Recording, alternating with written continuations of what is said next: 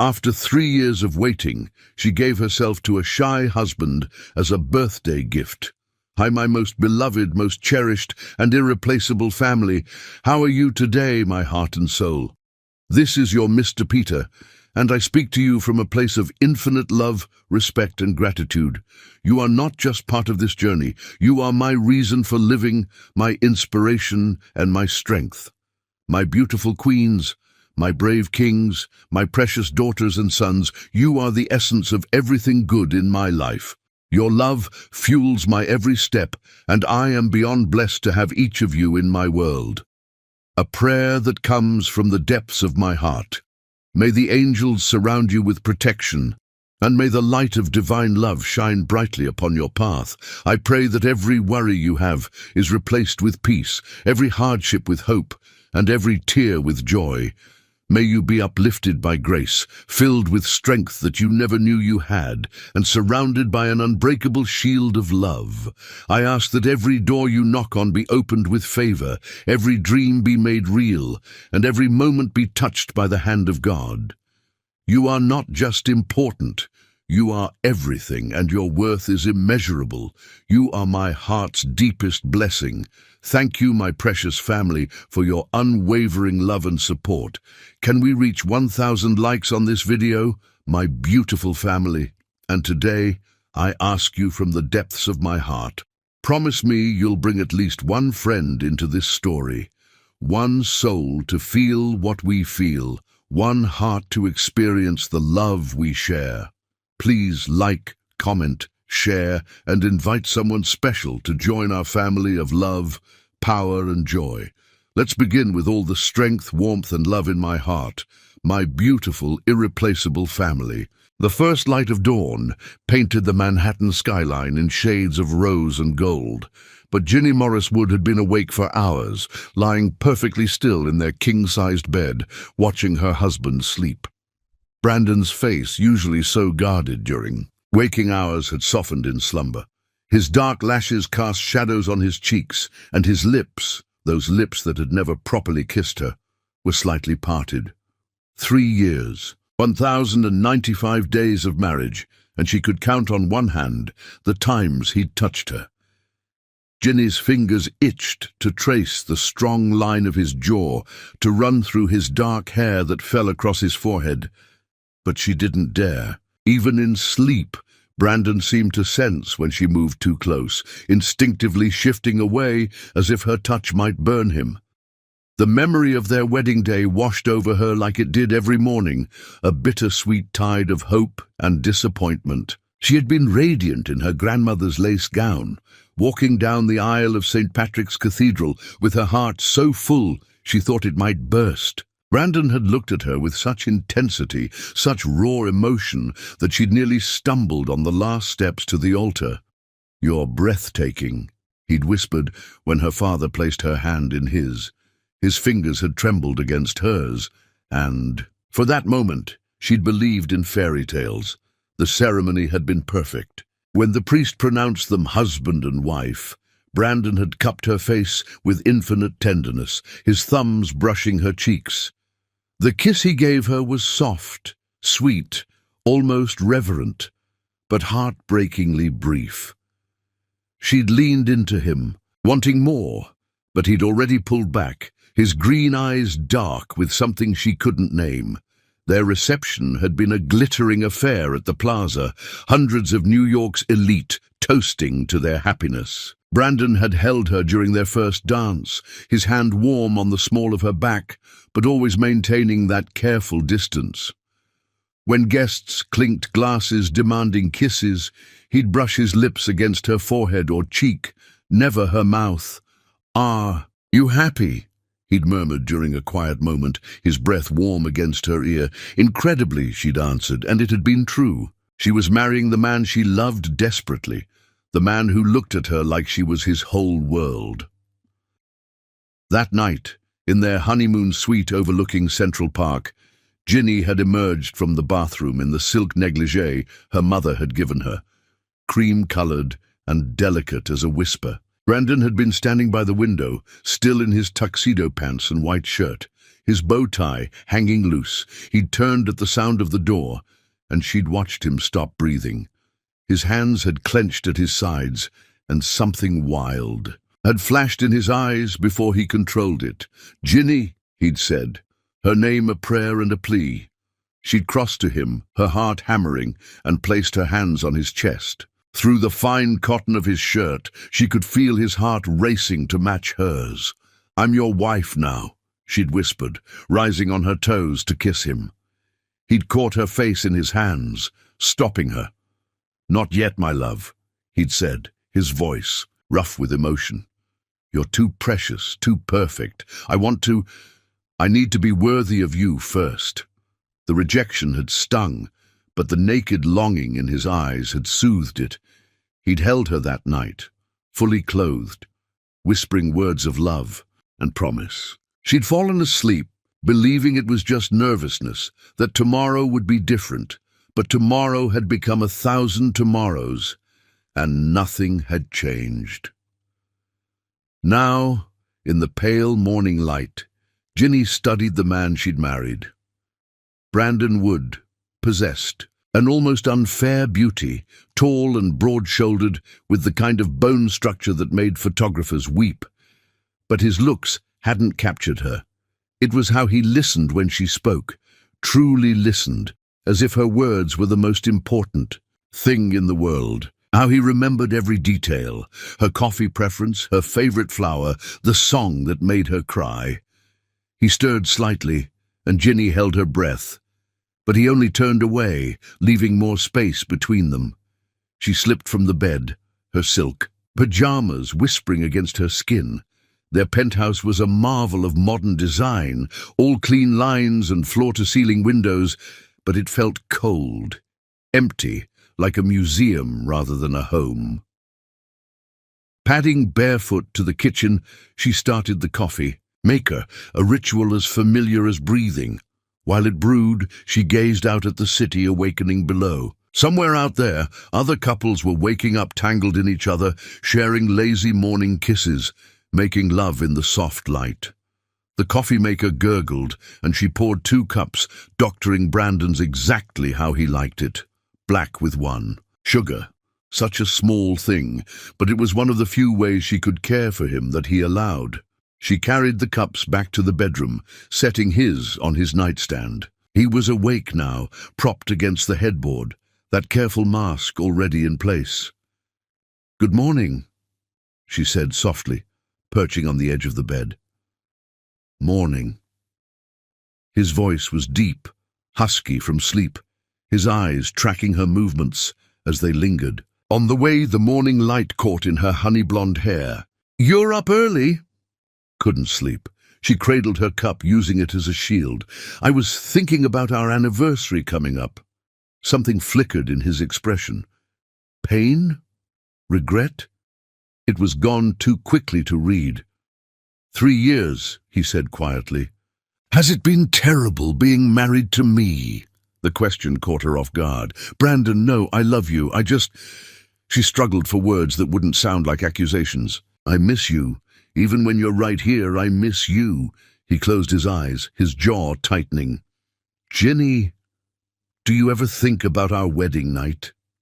The words tumbled out before she could stop them. "Do you ever wonder what it would have been? Like if every day," his voice was raw, honest, "every single day her heart leapt. Then why? What are you so afraid of?" He was out of bed before she could blink, creating distance between them. "I have an early meeting. I should shower. Brandon, please, talk to me." He paused at the bathroom door, his back to her. His shoulders were rigid with tension. "Some things are better left alone, Ginny. Trust me on this." The bathroom door closed with a quiet click, and she heard the shower start. She sat on the bed, frustration and hurt warring in her chest. 3 years of these half-conversations, these moments where he almost opened up before retreating behind his walls. She finished her coffee and dressed for her day, a volunteer board meeting for the Children's Hospital, lunch with her sister. Brandon emerged from the bathroom in a towel, water droplets still clinging to his chest. Ginny averted her eyes, hating how he could make her feel like an intruder in her own bedroom. "I'll be late tonight," he said, disappearing into his walk-in closet. "Don't wait up." "You're always late." She hadn't meant to say it, but the words escaped anyway. He reappeared, buttoning a pristine white shirt. "Are you unhappy?" The directness of the question surprised her. She met his gaze steadily. "Yes, not with you, but with this, the distance. The careful way you avoid touching me. The way you look at me sometimes, like your heart is breaking, then turn away." He crossed to her in 3 strides, stopping just out of reach. For a moment, she thought he might actually touch her. His hand lifted, hovering near her cheek before dropping to his side. "If you knew," he started, then stopped. "Ginny, I would give anything to be the husband you deserve. Anything." "I don't want anything. I just want you." Pain flashed across his features. He turned away, grabbing his jacket. "I'll see you tonight." And he was gone, leaving her alone in their beautiful, empty bedroom. Later that night, unable to sleep again, Ginny wandered the penthouse. She found herself in the wing Brandon used as his home office, a space she rarely entered. One door was always locked, his private study, he'd said, where he kept sensitive documents. Tonight the door stood slightly ajar. Heart pounding, she pushed it open. The room was dimly lit by city lights filtering through the windows. Her breath caught. Walls were covered with photographs of her, hundreds of them. Pictures from their courtship, their wedding, candid shots from their life together. In the corner stood an easel with a half-finished painting, her profile as she read in the library last week. "Oh, Brandon," she whispered, tears blurring her vision. She heard footsteps and turned to find him in the doorway, still in his suit from his late meeting. His face was stricken. "You weren't supposed to see this." "Why?" She gestured at the walls. "Why document every moment of my life but never live it with me?" He entered the room slowly, as if approaching a spooked animal. "Because this is all I allow myself. Watching you, capturing your beauty, your light. It's all I can have." "Why?" The word came out as a sob. "What are you so afraid of?" He stood before her, close enough that she could smell his cologne, see the pain etched in every line of his face. "I'm afraid of destroying you, of taking your light and turning it to darkness. I've done it before, and I won't let it happen to you. Brandon, please," his voice broke. "Please don't ask me to explain, just let me love you the only way I can. From a distance, where you're safe." She reached for him, but he was already backing away. "It's late. You should rest."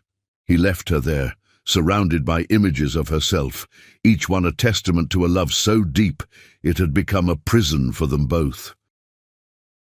In their bedroom, she lay in the darkness, listening to him pace in his study. Somewhere in the distance, a siren wailed. The city that never slept continued its restless dance while she lay awake.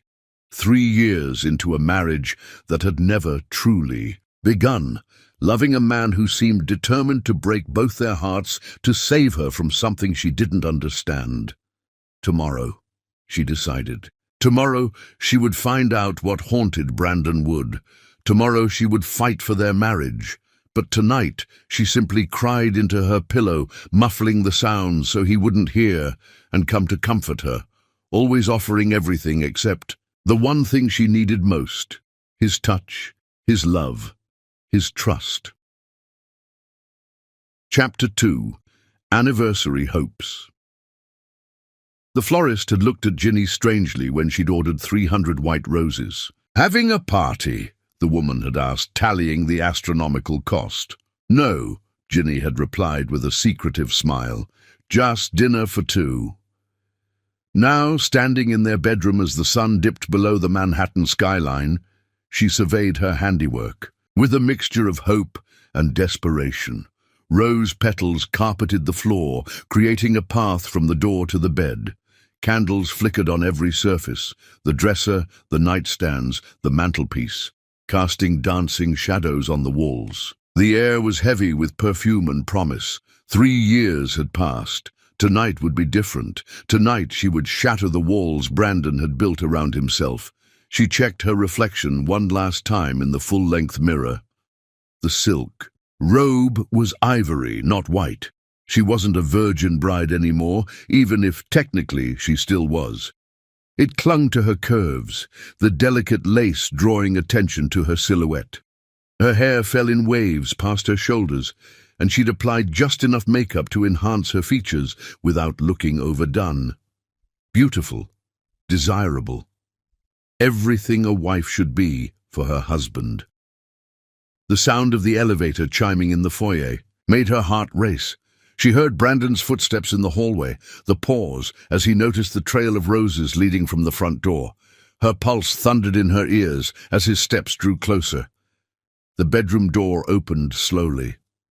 Brandon stood frozen, in the doorway, his briefcase forgotten in his hand. His eyes swept the room, the roses, the candles, finally landing on her. She watched his face transform, saw the careful control crack like ice under spring sun. Ginny. Her name came out strangled, desperate.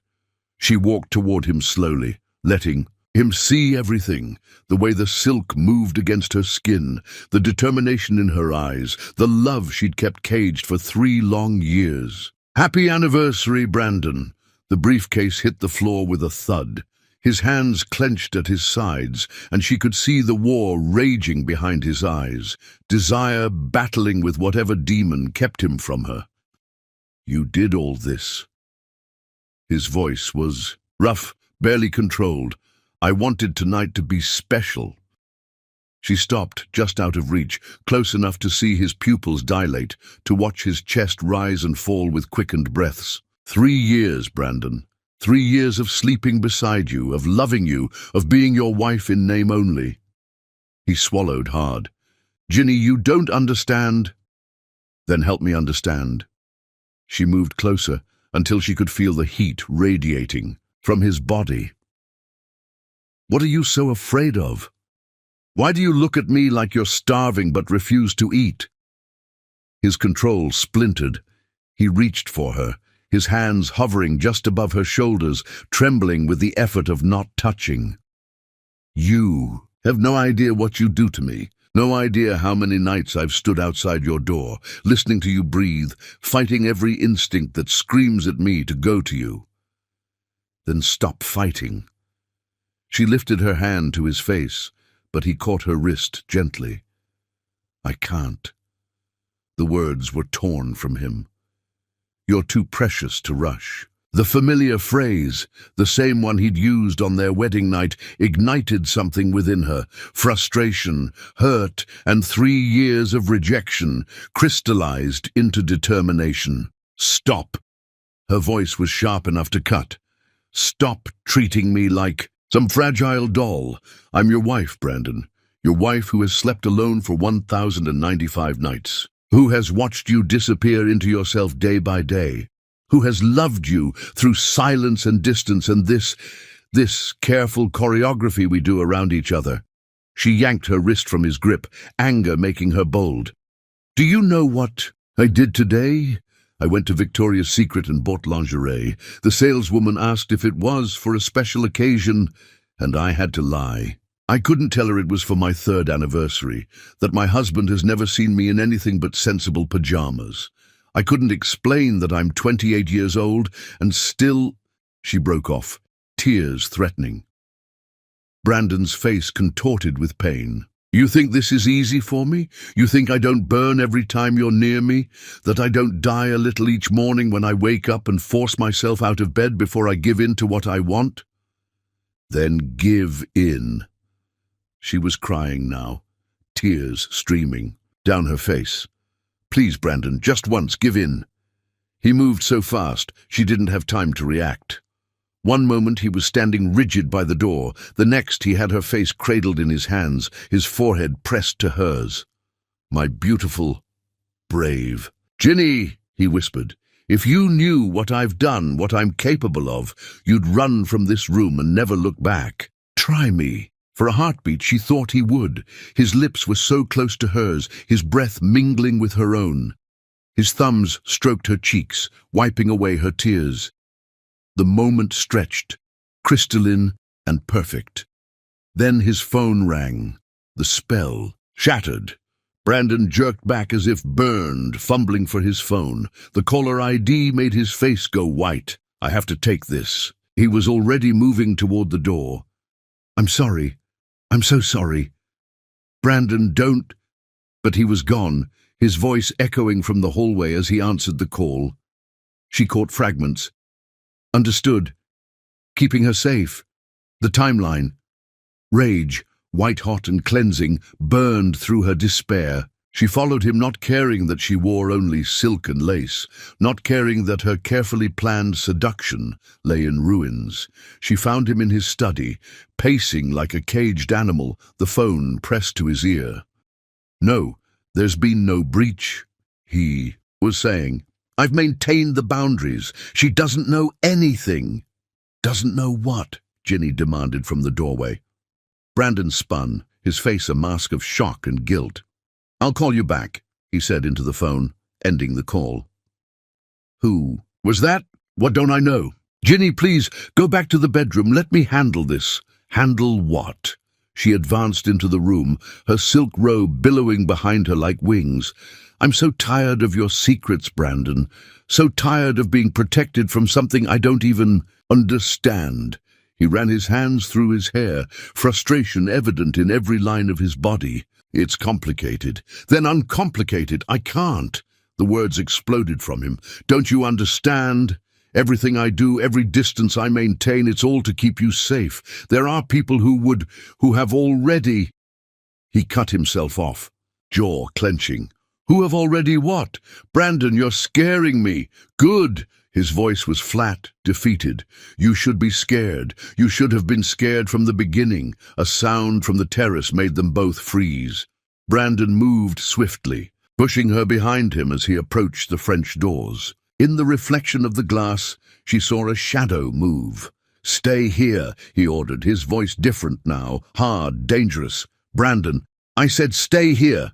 He yanked open the door and disappeared into the darkness of the terrace. Ginny heard a scuffle, a grunt of pain, then silence. "Brandon?" Her voice was small, frightened. He reappeared, his suit jacket torn, a cut on his cheek. In his hand was a camera with a telephoto lens. "We need to leave," he said grimly. "Pack a bag, quickly." "What's happening? Who was that?" "Someone who shouldn't have been able to get past security." He was already moving, pulling a suitcase from the closet. "Someone who knows too much." "About what?" He paused, looking at her with such sorrow it took her breath away.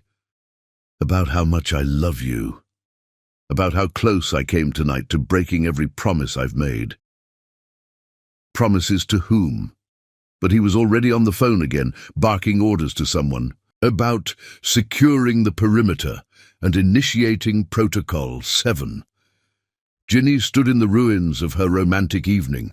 Roses scattered, candles guttering, the silk nightgown that was supposed to change everything now, just another reminder of her failure. She watched her husband transform into someone she didn't recognize. Cold, efficient, dangerous. "Brandon," she said quietly, "whatever this is, whatever you're involved in, we're supposed to face it together. That's what marriage means." He stopped packing and looked at her, his green eyes dark with emotion. "No, Ginny. Marriage means protecting the person you love, even from yourself, especially from yourself." A sudden crash from the living room had them both spinning toward the door. Brandon pulled something from a hidden compartment in his desk, a gun. "Get dressed," he commanded. "We're leaving in 2 minutes." "Where are we going?" "Somewhere safe. Somewhere they can't watch us." "Who's watching us?" He crossed to her in 3 strides, cupping her face with his free hand. For a moment his mask slipped, and she saw raw terror in his eyes. "Everyone," he whispered. "They're always watching, and tonight I almost gave them exactly what they've been waiting for." Sirens wailed in the distance, growing closer. Brandon's phone buzzed with incoming messages, each one making his expression grimmer. 1 minute, Ginny. Please. She ran to their closet, pulling on jeans and a sweater, her mind reeling. The romantic anniversary she'd planned had become something from a nightmare. Yet as she threw clothes into a bag, she felt a strange sense of relief. Finally, something was happening. The stasis of their marriage was breaking apart. She didn't know what secrets Brandon kept, what danger surrounded them, but at least the pretense was ending. When she emerged, Brandon was standing by the window, watching the street below. Red and blue lights flickered against his face. "Ready?" he asked without turning. "I've been ready for 3 years," she replied. He turned then, and for a moment his careful control cracked. He crossed to her, pressed his lips to her forehead in that familiar, safe gesture, but this time his hands shook where they gripped her shoulders. "I'm sorry," he whispered against her skin. "I'm so sorry for all of it. For the roses and the candles and the hope I've destroyed. For the wife I can't be a husband to. For the danger I've brought to your door. Brandon, no!" He pulled back, his walls slamming back into place. "No more tonight. We need to go." He led her through their penthouse, past the scattered rose petals that marked her failed seduction, past the life they'd built on distances and secrets. As they entered his private elevator, Ginny took one last look at their home. 3 years of marriage, and she still didn't know the man beside her. But tonight, for the first time, she'd seen behind his mask. Whatever secrets Brandon Wood kept, whatever danger stalked them, she would face it with him. The elevator doors closed on their old life. When they opened again, Ginny knew nothing would ever be the same. In the confined space, Brandon stood rigidly beside her, his hand hovering near the gun concealed beneath his jacket. But Ginny saw the way his other hand twitched toward her, the way his body angled protectively, even as he maintained that careful distance. "Happy anniversary," she said softly, bitterly. His reflection in the polished steel doors showed a man at war with himself. "Next year will be different," he said. "I promise. Don't make promises you can't keep. This one I will." His voice was fierce, determined. "1 more year, Ginny. Give me 1 more year and everything changes." The elevator descended into darkness, carrying them away from roses and candles and failed seductions toward a truth that would either destroy them or finally set them free. Chapter 3. The Storm's Truth. The rain started as Ginny left the Museum of Modern Art, gentle drops that quickly became a torrential downpour. She'd spent the afternoon trying to lose herself in abstract paintings, trying not to think about the disaster of their anniversary 2 weeks ago. Since that night, Brandon had been more distant than ever, leaving before she woke and returning after she slept. She'd forgotten her umbrella. Again. The story of her life lately. Always unprepared for the storms. By the time she reached the 5th Avenue entrance to their building, she was soaked through. Her white blouse clung to her skin, her hair hung in dripping tendrils, and her shoes squelched with each step. The doorman, Robert, rushed to help her. "Mrs. Wood, let me get you." "A towel." "I'm fine, Robert, thank you." She managed a smile despite her chattering teeth. "Is my husband home?" "Mr. Wood arrived an hour ago, ma'am. He seemed preoccupied." Preoccupied, that was one word for it. The private elevator to their penthouse had never seemed longer. She watched her reflection in the polished doors. A drowned rat of a woman, nothing like the polished socialite Brandon Wood's wife was supposed to be. Maybe that was the problem. Maybe if she were more like the women in his world, cool, controlled, untouchable, he could love her properly. The thought made her laugh, a sound bitter enough to startle herself. The elevator opened directly into their foyer.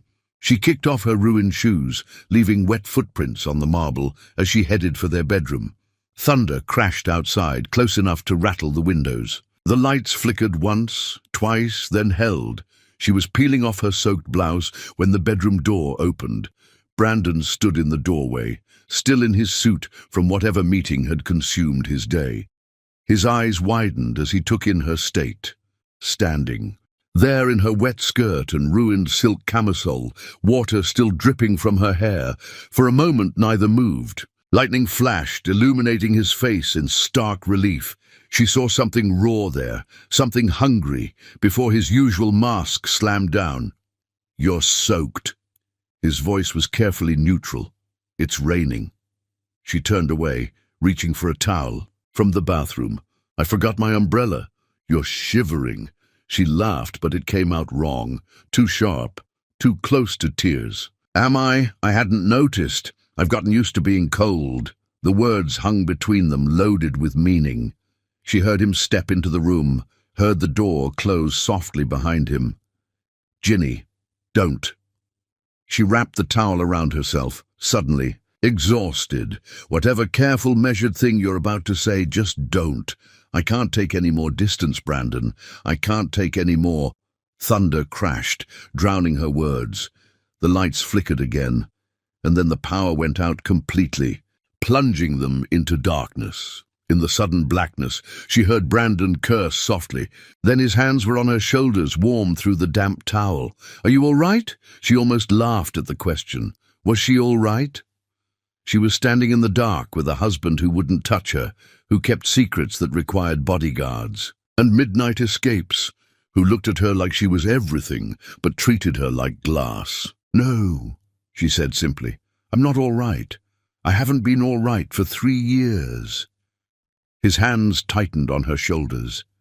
In the darkness, without the distraction of his carefully controlled expression, she could feel his tension, hear the ragged edge to his breathing. "I need to feel like your wife, Brandon. Not your roommate, not your ward, not some precious object you're protecting. Your wife." Lightning illuminated his face, revealing an emotion she couldn't name. When thunder followed, he pulled her against him, his arms encircling her as if the storm might tear her away. It was the first time he'd held her, really held her, since their wedding night. "I don't want to hurt you with my past," he said into her hair, his voice breaking. "There are things you don't know, things that would—" His words were cut off by a sound that didn't belong to the storm. Footsteps in the hallway outside their bedroom. Brandon went rigid. In one fluid motion he pushed her behind him, his body a shield between her and the door. "Stay behind me," he whispered, his voice different now, cold, dangerous. "Brandon, what—" "Quiet." The doorknob turned slowly. In the darkness, she could barely make out Brandon reaching for something, a weapon, from his jacket. The door burst open. Lightning flashed at that exact moment, revealing a figure in black, face obscured by a ski mask. Brandon moved faster than she'd ever seen anyone move, intercepting the intruder before he'd taken 2 steps into the room. The fight was brutal and quick. She heard the crack of fists against flesh, a grunt of pain, the crash of a lamp falling. Thunder masked most of the sounds, but she saw enough in the intermittent lightning flashes. Brandon moving with lethal precision, the intruder desperately trying to escape. It ended with the intruder on the floor, Brandon's knee on his back, a gun pressed to his head. "Who sent you?" Brandon's voice was ice. The man mumbled something through the mask. Brandon ripped it off, revealing a face she didn't recognize, young, scared, bleeding from a split lip. "Please," the man gasped. "I was just supposed to take pictures, document any intimacy. That's all." "Who hired you?" "I don't know. It was all done through encrypted messages. They said you'd broken the rules, that they needed proof." "Get out!" Brandon hauled the man to his feet. "Tell whoever sent you that the rules remain intact. There's nothing to document." He shoved the intruder toward the door. The man stumbled, caught himself and ran. Brandon stood in the doorway for a moment, his shoulders rigid with tension. When he turned back to her, his face was a mask of fury and pain. "Pack a bag," he said. "We're leaving." "No." The word surprised them both. Ginny stepped forward, the towel still clutched around her, her wet hair dripping onto her shoulders. "I'm not running anymore, Brandon. I'm not leaving until you tell me what's going on." "Ginny, who are you?" The question burst from her. "The man I married couldn't fight like that. The man I married was gentle, kind. Who are you, really?" Lightning illuminated his face again, and what she saw there broke her heart. He looked lost, haunted, like a man drowning in secrets. "I'm exactly who you married," he said quietly. "A man trying to protect the woman he loves from the consequences of his past." What past? What consequences? He crossed to the window, staring out at the storm-lashed city. When he spoke, his voice was heavy with exhaustion. "5 years ago, I was engaged to someone else, Elena Vega. She was beautiful, vivacious, everything a man could want. We were happy, or I thought we were, until the night she died." Ginny's. A breath caught. She moved closer, careful not to touch him, sensing how fragile this moment was. "She was murdered," Brandon continued, "made to look like an accident, a car crash on a winding road. But I knew better. She'd been receiving threats, warnings to stay away from me. I thought I could protect her. I was wrong. Who killed her? A man named Victor Strand, my business rival, though that word doesn't begin to cover what he is. He wanted something, had a technology patent worth billions. When I wouldn't sell, he decided to take everything from me instead." "But why?" "He framed me for her death." Brandon's voice was flat, emotionless. "Not legally. There wasn't enough evidence for that. But in the court of public opinion, I was guilty. The bereaved fiancé who might have wanted his lover dead. My company's stock plummeted. Investors fled. I was weeks from losing everything." Thunder rumbled, more distant now. The storm was passing, but the one in their bedroom was just beginning. "That's when Strand came to me with an offer," Brandon said. "A contract, 5 years of penance. If I remained celibate, if I didn't consummate any marriage or relationship for 5 years, he would restore my reputation, return my company's value, and most importantly, leave any woman I loved alone." Ginny felt the blood drain from her face. "You signed it? What choice did I have?" He turned from the window, his eyes blazing. He'd already killed one woman I loved. He made it clear he'd do it again. "So yes, I signed. I agreed to 5 years of hell to keep you safe. But you married me anyway. I tried to stay away." His voice broke. "God, Ginny, I tried. But you are everything. Your light, your warmth, your stubborn refusal to let me disappear into the darkness. I thought I could have you in my life without truly having you. I thought I could be near you without touching you. I was a fool." "How much longer?" she whispered. 11 months. "We have 11 more months until the contract expires." She moved toward him, her bare feet silent on the thick carpet. And then I'm free. We're free. I can finally be the husband you deserve. And if you break the contract before then?" His face darkened. "He's made it clear what will happen. You'll die just like Elena, except this time he'll make sure I watch." The lights flickered back on suddenly, harsh after the intimate darkness. Ginny saw herself in the mirror, still damp, still wrapped in a towel, facing a man who'd just shattered every assumption she'd had about their marriage. "So all of this," she gestured between them, "the distance, the rejection, the careful way you avoid my touch, it's all to protect me?" "Everything I do is to protect you." He stepped closer, his hands clenched at his sides. "Do you understand now why I couldn't tell you? Why I have to keep you at arm's length? It's not that I don't want you, Ginny. It's that I want you so much. It's killing me, but I can't risk your life for my selfish desires." She studied his face, seeing him truly for the first time. The shadows under his eyes, the tension in his jaw, the way his whole body angled toward her, even as he held himself back. 11 months, she repeated. 11 months. And then, a smile ghosted across his lips, the first genuine one she'd seen in weeks. And then I'm going to make up for every single day of these 3 years. I'm going to worship you, Ginny. I'm going to show you exactly how much I've wanted you, needed you, loved you from afar. Promise? He lifted his hand, hesitating just inches from her face. She could feel the warmth radiating from his palm, could see the tremor in his fingers.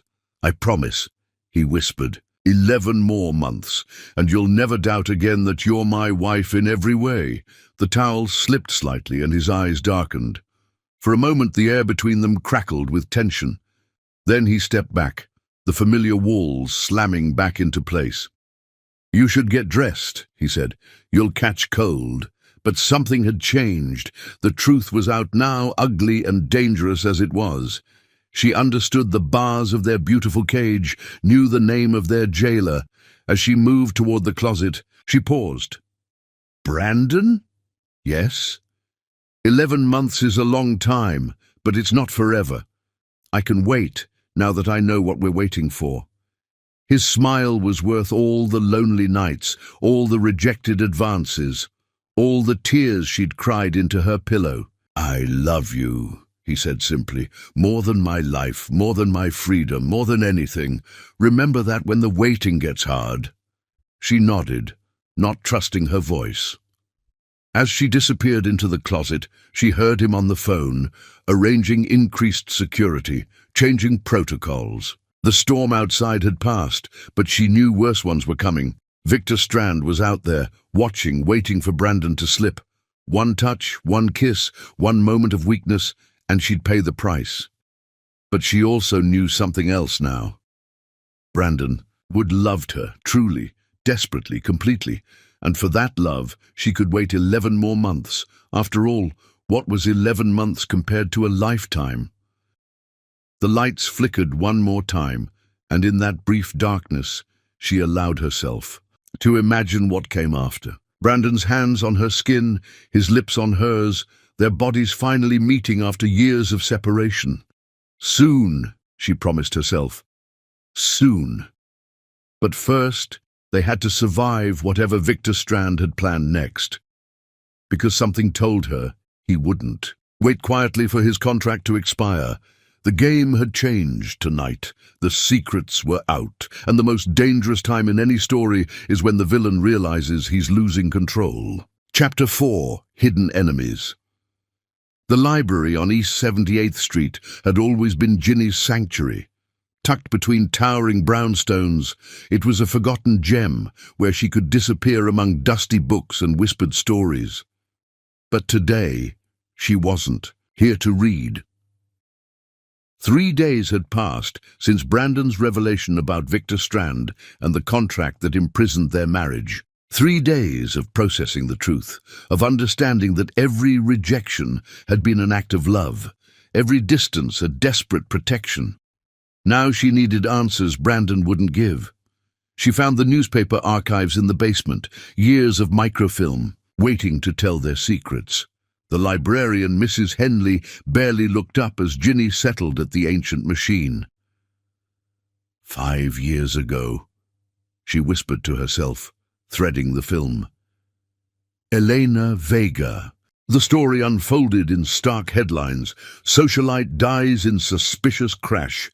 Millionaire's fiancé dead at 28. Questions surround heiress's death. The photos made her stomach clench. Elena Vega had been stunning, raven hair, olive skin, eyes that sparkled with life even in newsprint.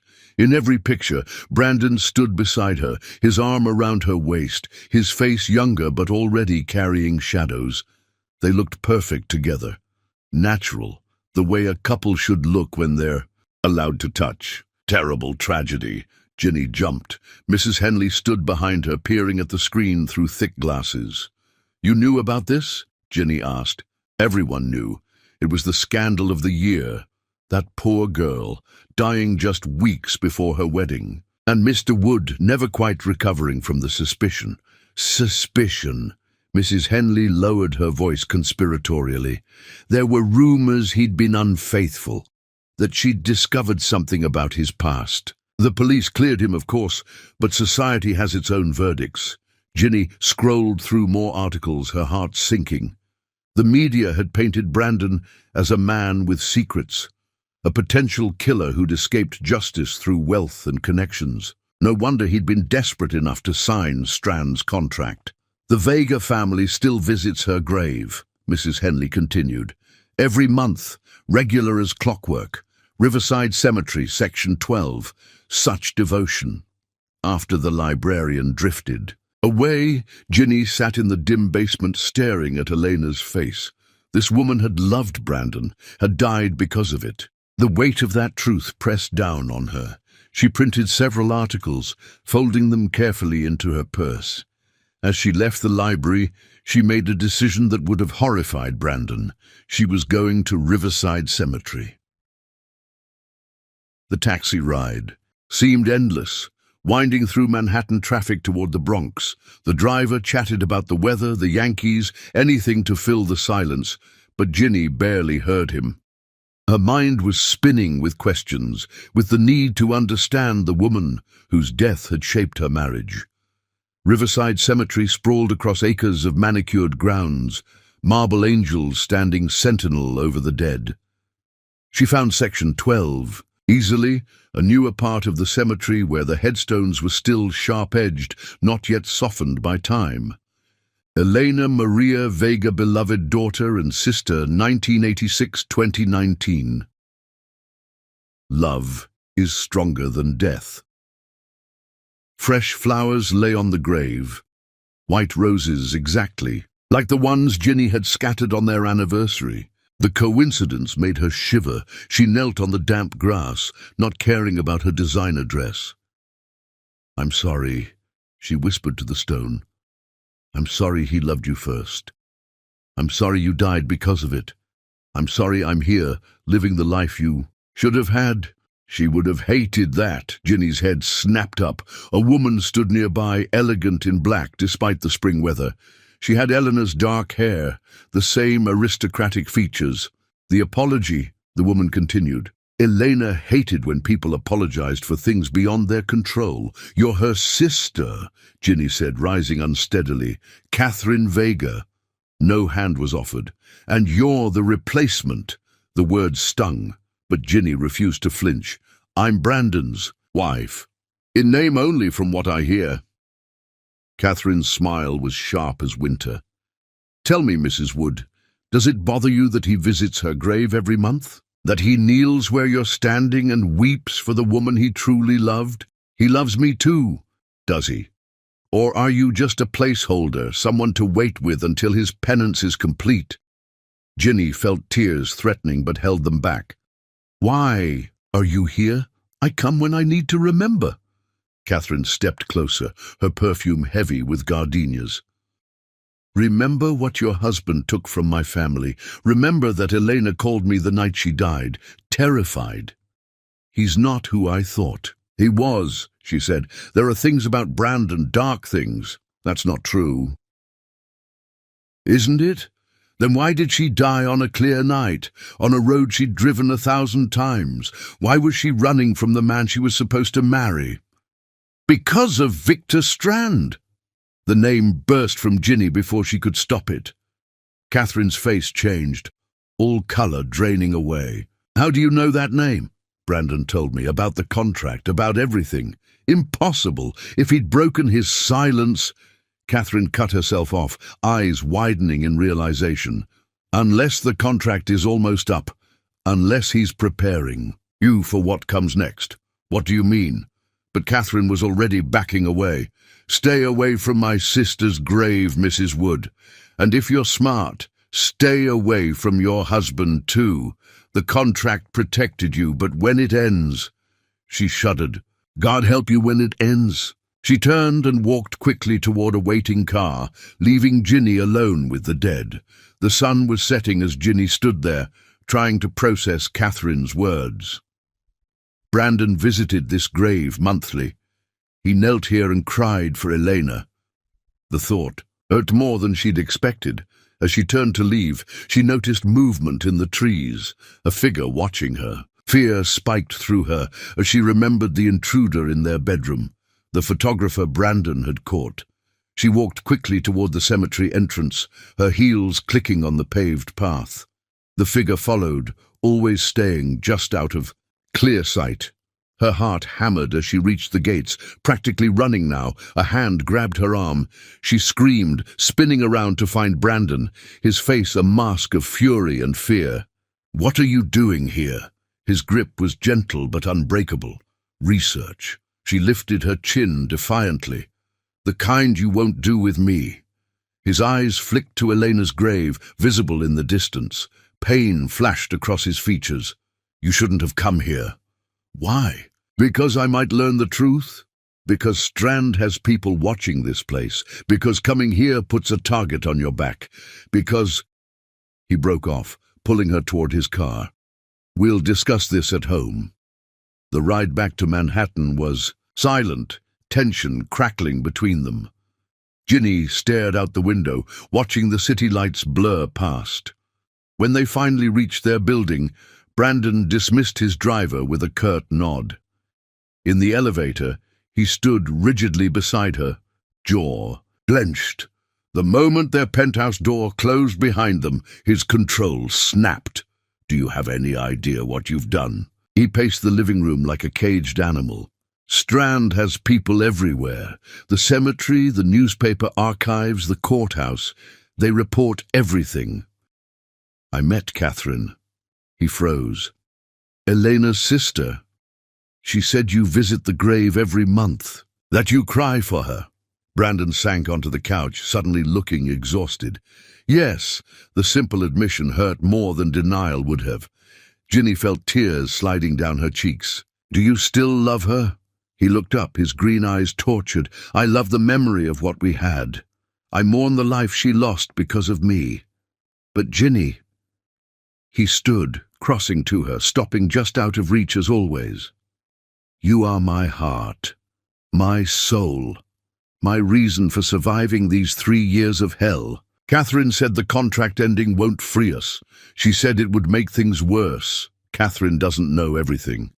Then tell me what she doesn't know. Tell me why you really visit that grave." He turned away, staring out at the glittering skyline. "I go there to remind myself why I can't touch you. Every month I kneel at her grave and remember what my love cost her. It keeps me strong when all I want is to pull you into my arms and damn the consequences. And when the contract ends, I'll have proof that Strand killed Elena. Evidence I've been gathering for 5 years.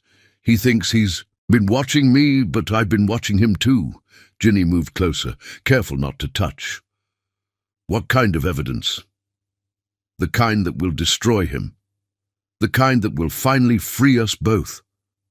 And if he strikes first—" Brandon's smile was cold, dangerous. "Then he'll learn that 5 years of enforced celibacy have taught me patience. And patience, my love, is the deadliest weapon of all." Thunder rumbled outside, another storm approaching. Ginny thought of Catherine's warning, of the fear in her eyes when she'd heard Strand's name. "She's terrified of him," Ginny said. "Catherine, she knows something. The Vega family has their own contract with Strand, their own secrets. Catherine's fear keeps her in line, keeps her from asking too many questions about her sister's death. My God, how many lives has he destroyed? Too many. But it ends with us, Ginny. One way or another, we'll finish this." She studied his face, seeing new lines carved by years of this burden. "You should have told me from the beginning. And risk you doing exactly what you did today? Risk you investigating, asking questions, drawing his attention?" He shook his head. "My silence was the only thing keeping you invisible to him. I'm not invisible anymore, am I?" "No." The word was heavy with implication. "After tonight, after your visit to Elena's grave, you're very much on his radar." "I'm sorry." "Don't be. Maybe it's time. Maybe hiding you was never going to work forever." He moved to his desk, pulling out a locked drawer. If you're going to be visible, you need to be protected. He held out a small gun, sleek and silver. Brandon, I don't learn. Tomorrow you start training. If Strand wants to escalate, we'll be ready. She took the weapon, surprised by its weight. What about the contract? Won't fighting back break the terms? The contract specifies physical intimacy. It says nothing about teaching my wife to defend herself. For the first time in days, Ginny felt hope. They were done being passive victims, done waiting for Strand to dictate their lives. 11 months, she said. 11 months, he agreed. But now we use them to prepare. When the contract ends, when I'm finally free to be your husband completely, we'll also be free of Victor Strand. Permanently. Lightning flashed outside, illuminating his face. He looked different, harder, more dangerous, but also more alive than she'd ever seen him. What changed? She asked. Why tell me now? Why let me in? Because you went to her grave, because you sought answers despite the danger, because you've proven you're not just my wife to protect, but my partner to fight alongside. He reached out, his hand hovering near her face in that familiar gesture, but this time there was promise in it, promise of what would come when the waiting ended. 11 months, he whispered, and then I'll never let you go again. Thunder crashed, the storm breaking over Manhattan. But inside their penthouse, Ginny felt safer than she had in years. The enemy had a name now, the prison had a timeline. And she was no longer fighting alone. Tomorrow, she would learn to shoot. Next week, she'd learn to fight. And in 11 months, when Brandon could finally touch her without fear, they would face Victor Strand together. The grave visit had changed everything. In seeking the past, she'd found their future. Dangerous, uncertain, but finally, truly, theirs to share. Chapter 5. Paradise and Peril. The Caribbean stretched before them like a jewel-toned dream. Turquoise waters lapping at white sand beaches, palm trees swaying in the warm breeze. Ginny stood on the private balcony of their St. Lucia villa, watching the sunset paint the sky in shades of coral and gold. Surprised? Brandon's voice came from behind her. She turned to find him in the doorway, casual in linen pants and a white shirt open at the collar. The tropical setting had softened him somehow, made him seem younger, less burdened. You hate beaches, she said. You burn in the sun. You despise sand in your shoes. All true. He joined her at the railing, careful to maintain that familiar distance. But you love them, and after everything, I thought we both needed to escape. It had been 2 weeks since her visit to Elena's grave, 2 weeks of self-defense lessons and target practice, of learning to see shadows where she'd once seen only light. The surprise trip had come, just when she'd felt the walls closing in. How long are we staying? A week, maybe more. He gestured toward the beach below. The villa is completely private.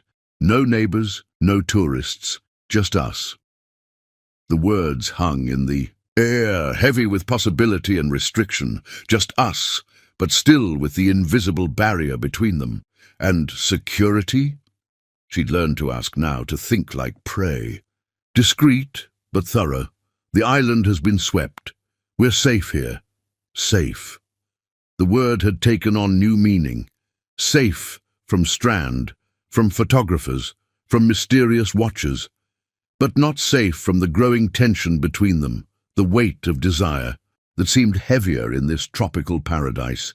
Dinner was served on the terrace, fresh caught fish, tropical fruits, wine that tasted of sunshine. They talked of small things, normal things, as if they were any other couple on a romantic getaway. But awareness hummed between them, electric in the humid air. "Dance with me," Brandon said suddenly, standing and extending his hand. There was no music, just the sound of waves and night birds. Ginny took his hand, letting him pull her up.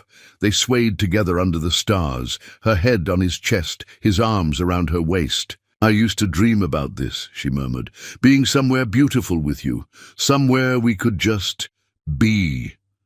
His arms tightened. "What else did you dream?" Dangerous questions, Mr. Wood. Indulge me. She lifted her head, meeting his gaze. In the moonlight, his eyes were dark, intense. I dreamed of swimming with you in water this blue, of sleeping beside you with windows open to the ocean, of waking up tangled together, sandy and sun-kissed and completely, utterly yours. His breathing had changed, become shallow. His hands splayed across her back, pulling her infinitesimally closer. Ginny. I know. She laid her head back on his chest. I know we can't. Not yet. But in my dreams, we could. They danced until her feet ached, until the moon hung high and bright. When they finally parted, she glimpsed the struggle in his face, the battle between desire and duty, between what he craved and what he'd promised. That night she lay in the massive bed alone, listening to the ocean, imagining different realities. Ones where Brandon could join her, where the silk nightgown she wore could be for him instead of just for hope. The next days fell into a rhythm. Mornings by the pool, Brandon working on his laptop while she read. Afternoons exploring the island, hidden coves, local markets, winding mountain roads with breathtaking views. Evenings on the beach, walking just close enough to almost touch. On their third night, tropical rain drummed against the windows. They sat in the living room, sharing a bottle of wine, the atmosphere lazy and intimate. Ginny had changed into a sundress after dinner, the thin fabric clinging in the humidity. Tell me about before, she said, curling her legs under her on the sofa. Before Elena, before all of this, what were you like? Brandon smiled, a real smile that transformed his face. Reckless, impulsive. I dated too much, worked too little. Classic rich boy cliché. I can't imagine you reckless. Elena couldn't. Either at first, she was the one who made me want to be better, to be worthy of someone. His expression darkened. And look how that turned out. Ginny set down her wine, moving closer on the couch. You are worthy. What happened to her wasn't your fault, wasn't it? If I hadn't loved her, if Strand hadn't seen her as leverage— Stop! She reached for his hand, then caught herself. The constant self-censorship was exhausting. You can't blame yourself for a madman's actions. Can't I? The rain intensified, thunder rolling across the water. In the flashes of lightning, she saw his face raw with guilt. Come here, she said softly. Ginny, just sit with me, please. He moved closer and she curled against his side, her head on his shoulder. They sat like that, listening to the storm, existing in the strange space between intimacy and distance. Sometimes I forget, she whispered. Forget why we can't touch. It feels so natural being near you. His arm came around her shoulders. I know. Do you think about it, what it will be like when every moment— his voice was rough— every single moment of every day, she turned in his arms, looking up at him. They were so close she could see the gold flecks in his green eyes, could count his eyelashes. The air between them crackled with suppressed desire. Ginny. Her name was a warning and a plea. She shifted, moving to straddle his lap in one fluid motion. His hands came up automatically, gripping her waist, and they both froze at the contact. Make me yours tonight, she whispered, echoing words she'd said before.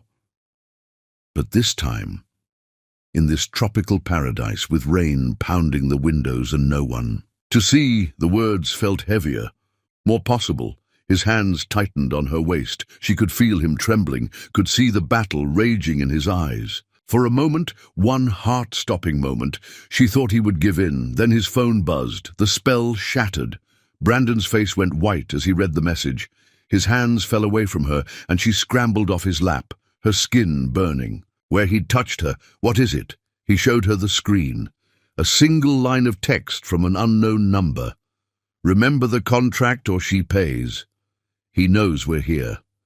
Brandon was already moving, checking windows, drawing curtains. Somehow he knows. How? You said we were safe. I thought we were. He pulled something from his luggage, the gun she'd been learning to use. Stay away from the windows. But Ginny was tired of hiding, tired of fear. She stood, crossing to the French doors that led to the balcony. No. Ginny, don't! She threw open the doors, stepping out into the rain. It soaked her instantly, the thin sundress clinging to her skin. She spread her arms wide, challenging the darkness. "Are you watching?" she called to the night. "Is this what you want to see? A woman alone because you're too twisted to let her love her husband." Brandon was beside her in an instant, pulling her back inside. "Are you insane?" "Maybe." She was crying now, tears mixing with rain. "Maybe I am insane. 3 years of this, Brandon. 3 years of being watched, measured, judged by a ghost. I'm so tired of being afraid." He cupped her face in his hands, and for once, neither of them pulled back from the contact. "Listen to me. Strand wants us to break. He's waiting for any excuse to invoke the penalty clause. 1 kiss, 1 night of weakness, and he wins." "What's the penalty clause?" Brandon's hands dropped. He turned away, and she saw his shoulders hunch. "Brandon, what happens if we break the contract? You don't want to know? Tell me." He faced her again, his expression bleak. "If I'm physically intimate with you before the contract expires, ownership of everything I have transfers to him, the company, the properties, the accounts, everything. So we'd be poor. So what? You don't understand. It's not about money. It's about power. With my resources, he could destroy countless lives. And the contract, it gives him rights to you as well." Ice formed in Ginny's stomach. "What kind of rights?" "The kind that would make death seem merciful." She sank onto the sofa, finally understanding the true horror of what Brandon had signed. It wasn't just about keeping them apart. It was about punishment, control, ownership. 9 more months, she whispered. 9 months. He knelt in front of her, close but not touching. "I will get us through this. I swear to you, when this is over, when we're free, you'll worship every inch of me." She managed a weak smile. "You've mentioned that, and I meant it, every word. When I can finally touch you without fear, love you without consequences." His voice broke. "God, Ginny, the things I want to do to you, the way I want to love you, it's worth waiting for. You're worth waiting for." The storm outside was passing, thunder fading to distant mumbles. Ginny reached out, her fingers stopping just short of his face. "Show me," she said. "Not with touch, but show me how you'll love me when you can." His eyes darkened. Slowly, deliberately, he mirrored her gesture, his hand hovering beside her. Face, tracing the air around her features. "I'll start here," he murmured, his finger following the line of her jaw without contact. "Kiss you until you can't breathe. Then here." The invisible path moved to her throat. "Learn every place that makes you sigh." Her breath hitched as his hands mapped her body through empty air, always maintaining that fraction of distance. It was torture and promise combined, showing her exactly what awaited while denying them both. "I'll take hours," he continued, his voice hypnotic. "Days, memorizing you, worshipping you, making up for every moment of these lost years. Brandon, and when I finally make you mine, truly mine, it won't be gentle. Not the first time. I'll be too desperate, too hungry. 3 years of wanting you will explode, and I'm afraid I'll devour you whole." Heat pooled low in her belly despite the absence of touch. This was a Brandon she'd never seen, raw, hungry, dangerous in his desire. A sound from outside broke the moment. Brandon was on his feet instantly, weapon in hand, but it was just a branch falling, knocked loose by the storm. They stood there, in the aftermath, both breathing hard, the air between them charged with unspent passion. "We should sleep," Brandon said finally. "Separate rooms, as always." "As always," she agreed, though everything in her rebelled against it. At her bedroom door, she paused. "The message. Do you think he's actually here, on the island?" "No, he has people everywhere. But he's not stupid enough to come himself. Brandon's smile was grim. He prefers to watch from a distance, like a spider in his web. 9 months, she said again like a mantra. 9 months, and then the spider burns. That night Ginny dreamed of fire, of webs turning to ash, of freedom rising from flames. When she woke to tropical sunshine, the storm had passed, leaving the world washed clean. But the message had been clear. Even in paradise, they weren't alone. Victor Strand's reach extended everywhere, his eyes always watching, waiting for them to slip. At breakfast, Brandon seemed different, harder, more determined. "We're leaving today," he announced, "but we just got here." "Exactly. He expected us to stay a week. We'll disappoint him." His smile was sharp. "Time to change the game." As they packed, as the private jet prepared for departure, Ginny felt something. Shift. They were done running, done hiding. The countdown had begun. 9 months until freedom. But she sensed something else too. Brandon had plans he wasn't sharing, moves in a game she barely understood. The paradise vacation had become something else, a declaration of war. And in war, Ginny was learning, the first casualty was always innocence. Looking back at the island, as their plane lifted off, she said goodbye to more than a tropical escape. She said goodbye to the woman who'd believed love could be simple, who'd thought patience was all they needed. 9 months stretched ahead, 9 months of danger, of uncareful distances of love held in check by legal chains, but also 9 months of preparation, of learning to fight, of becoming someone Victor Strand wouldn't see coming. The hunter was about to become the hunted. And when the contract finally expired, when Brandon could touch her at last, they would be ready for whatever hell Strand unleashed. Paradise was behind them now. Ahead lay something darker, more dangerous, but also perhaps more real. Chapter 6. Birthday Revelations. The Manhattan skyline glittered like scattered diamonds against the April night. Ginny stood in their penthouse kitchen, checking the roast one final time, her hands trembling with anticipation. Tonight was Brandon's 35th birthday, and she'd spent weeks planning every detail. The table on their private terrace was set for 2, crystal glasses catching the glow of dozens of candles, white roses. She'd finally reclaimed them from that disastrous anniversary, arranged in low clusters. The spring air was warm enough to dine outside, and she'd strung fairy lights overhead, creating an intimate constellation just for them. She'd chosen her dress carefully, deep blue silk that matched his favorite tie, the one he'd worn to the charity gala where they'd first danced. Her hair was swept up, leaving her neck bare except for the diamond necklace he'd given her on their first anniversary.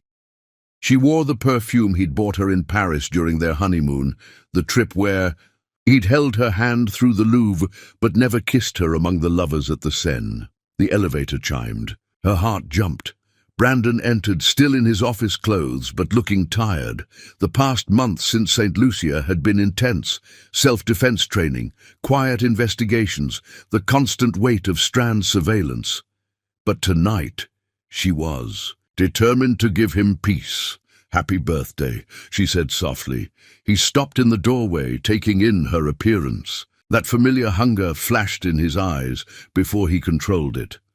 "You look extraordinary. Dinner's ready, unless you'd like to change first. Give me 5 minutes."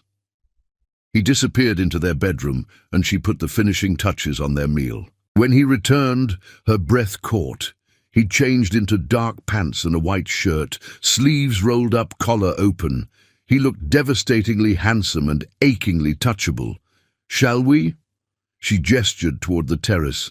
Outside, the city sprawled beneath them, but their little world of lights created an intimate bubble. Brandon's eyes widened as he took in the scene. "Ginny, this is beautiful. You deserve beautiful things." She poured the wine, a Bordeaux from his birth year she'd been saving. To you, to surviving another year of this impossible life we're living. Their glasses clinked, the sound crystalline in the night air.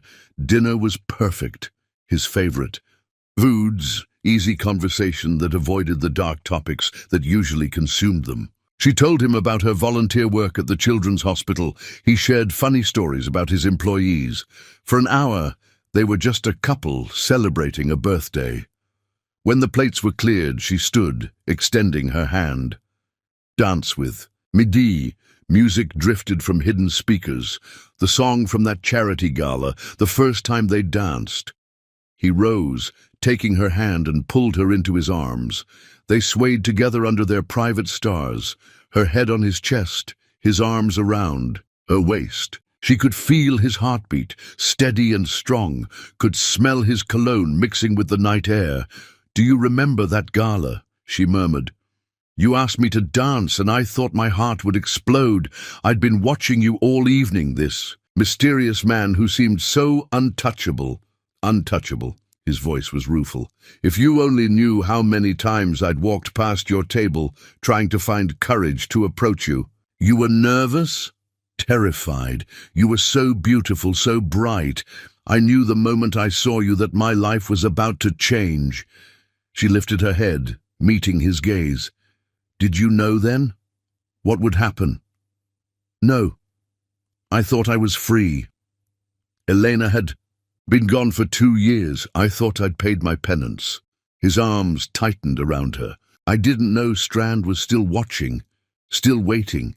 If you had known, would you still have asked me to dance? Nothing could have kept me from you. Not even him." The music changed to something slower, more intimate.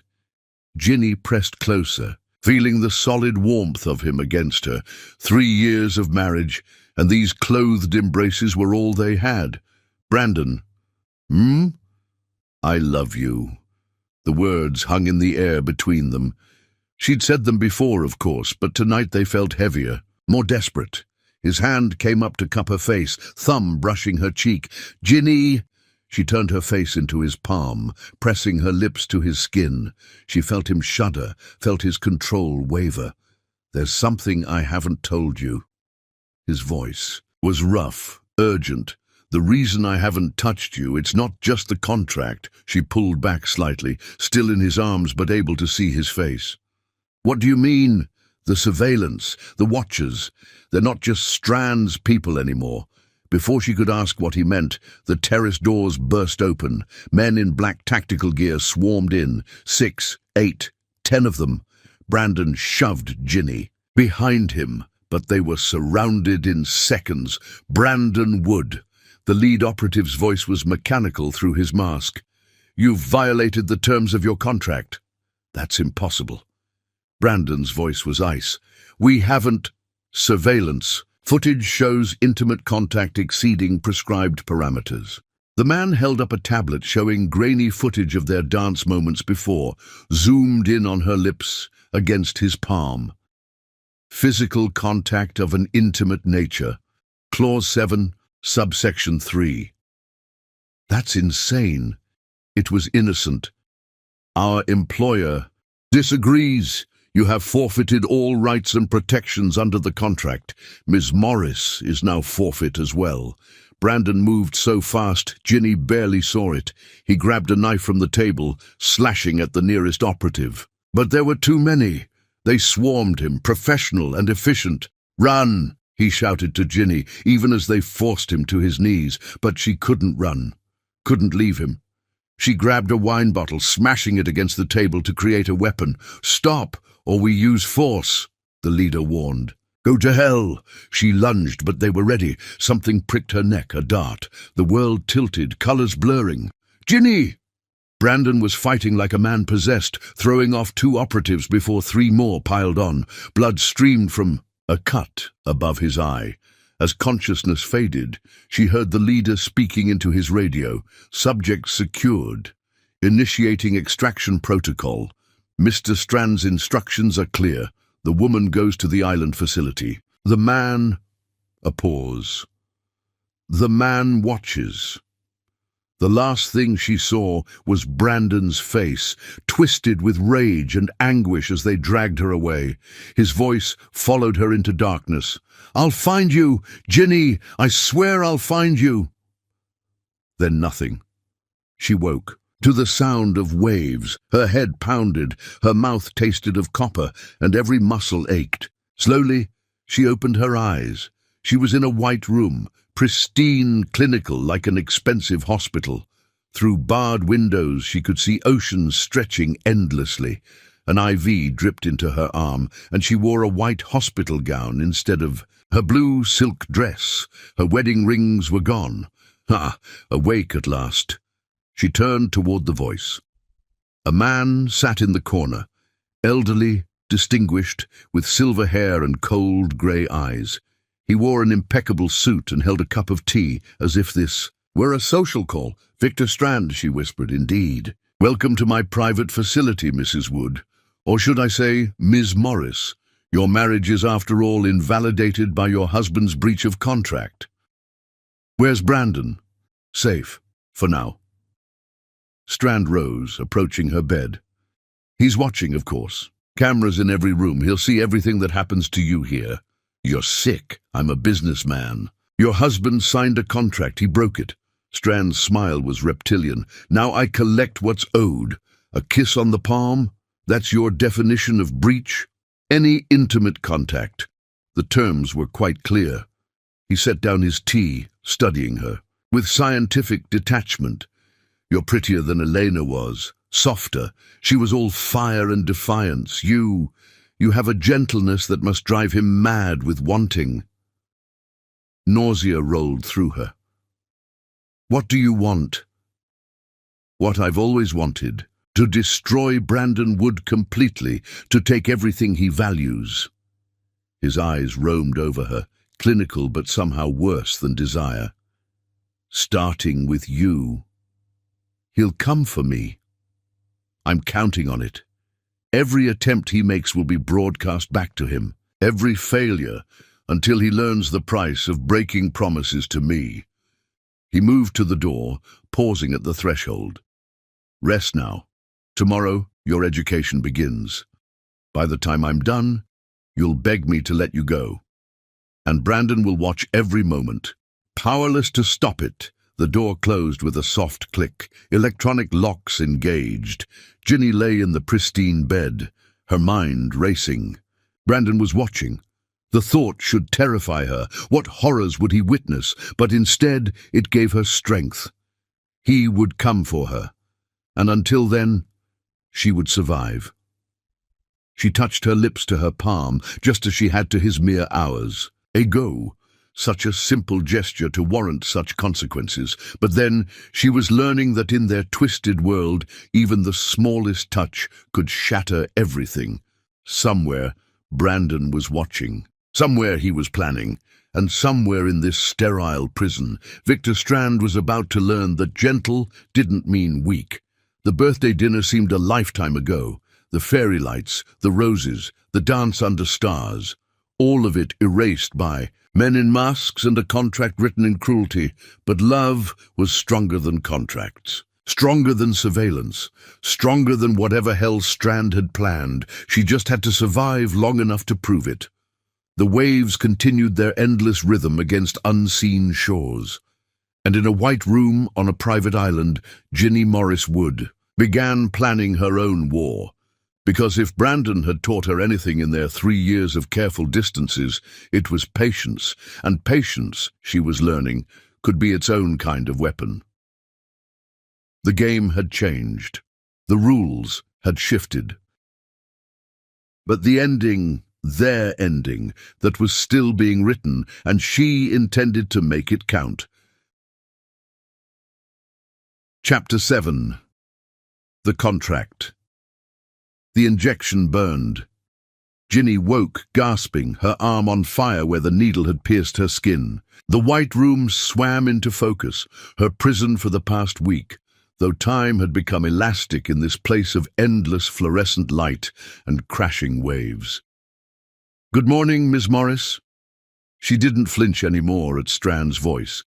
He visited daily, always immaculate, always coldly polite. Today he carried a leather folder and that same cup of tea, steam rising like trapped ghosts. "What did you give me?" "A mild stimulant.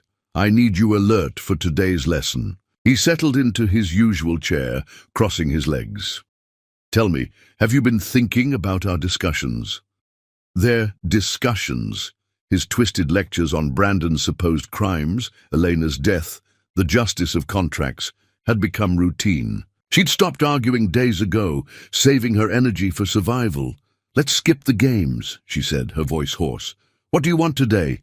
"Progress. You've proven surprisingly resilient. Most would have broken by now." "Sorry to disappoint." His smile thinned. Not disappointed, intrigued. Brandon chose better than he knew. He opened the folder, extracting documents. "But even the strongest, walls crumble eventually. Shall we test yours?" He pressed a button on the wall. A screen descended, flickering to life. Brandon's face filled the display, her heart clenched. He looked destroyed, unshaven, hollow-eyed, still wearing the torn clothes from his birthday. He sat in what appeared to be a concrete cell, staring directly at the camera. "Brandon," she breathed, "he can't hear you, but he can see everything." Strand's voice was silk over steel. "Wave to your husband, Ms. Morris." She raised her hand, hating herself for the weakness, but unable to resist. On screen, Brandon's face crumpled. His lips moved, her name, perhaps, or a promise. "Now then." Strand placed the documents on her bedside table. "Let's discuss the true nature of the contract your husband signed. I know about the contract. 5 years of celibacy, or you know nothing." His voice sharpened. The celibacy clause was merely window dressing, a distraction from the real terms. He spread the pages before her. Dense legal text swam before her eyes, but certain phrases stood out. Complete transfer of assets, forfeiture of personal autonomy, subsidiary rights regarding legal spouse. Brandon understood he was signing over more than money, Strand continued. "In the event of breach, everything becomes mine, including, by extension, you. I'm not property. According to this contract, in the event of breach, you very much are. Your husband's assets include all personal relationships and their incumbent rights." His finger traced the relevant passage. "Legally binding in 12 countries, including several with flexible interpretations of personal freedom." Horror crept through her. "You can't." "I can. I have. You're currently in international waters, on a vessel registered in a country where such contracts are quite enforceable." He leaned back, watching her face. "Your husband knew this. He signed anyway. To save his life, to protect me from you. To protect you." Strand laughed, a sound like breaking glass. "My dear girl, he made you the collateral. Every day he resisted. Untouching you, he was gambling with your freedom, and now he's lost." On the screen, Brandon had stood, pacing his cell. Even in captivity, he moved with dangerous grace.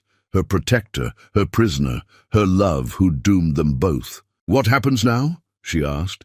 "That depends entirely on you." Strand retrieved a second document. "Sign this, and your ordeal ends. Refuse and, Brandon watches as I explore the full extent of my legal rights." She took the paper with trembling hands.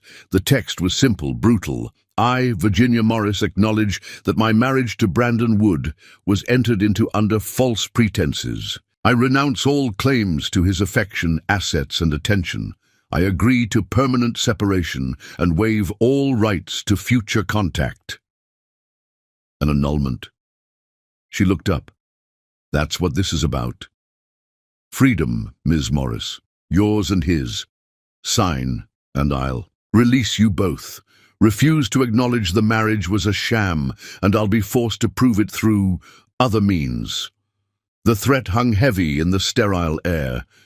She thought of Brandon in his cell, watching, What would he want her to do? Sign away their marriage to save herself, or resist and face whatever horrors Strand had planned?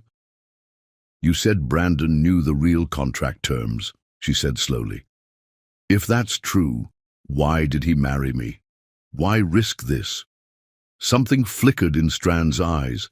Surprise. Respect? An excellent question. Shall we ask him? He pressed another button. The screen split, showing both Brandon's cell and her hospital room. For the first time, they could see each other. Ginny. Brandon's voice cracked through speakers, raw with emotion. Brandon, touching reunion, Strand interrupted. Mr. Wood, your wife has a question. Why did you marry her knowing what the contract truly meant, knowing that any breach would make her mine? Brandon's face twisted with anguish. He pressed his palms against the camera as if he could reach through the screen to touch her. Because I couldn't stay away, he said. Because one dance at that charity gala and I was lost. Because I thought I could control it, keep the distance, have her in my life without truly having her. And, Strand prompted, and I was a fool. A selfish fool who trapped the woman I love in my nightmare. Tears ran down Ginny's face. I chose this. I chose you. You chose a lie, Strand corrected. He never told you the truth, never warned you what you were truly signing up for. Because I was a coward, Brandon said. Because I thought if you knew, you'd run. And I'd rather have you at arm's length than not at all. Selfish, Strand agreed. Cruel even. And now she pays the price. He held out an elegant pen to Ginny. Sign. Free yourself from his selfishness. Start clean. The pen felt heavy in her hand. Such a simple solution, a signature, and this nightmare would end. They'd be free apart, but safe. She looked at the screen, at Brandon's tortured face. 3 years of marriage, of careful distances and unspoken longing. 3 years of loving a man who'd gambled her freedom on his ability to resist her. No! The word surprised even her. She set down the pen, meeting Strand's gaze steadily. I won't sign. Brave. Stupid, but brave. Strand's mask of civility cracked slightly. You understand what this means? What I'm legally entitled to do? I understand you're a monster who destroyed Elena and now wants to destroy us. But I won't help you do it. Ginny, no! Brandon's voice was desperate. Sign it, please. Don't let pride... It's not pride.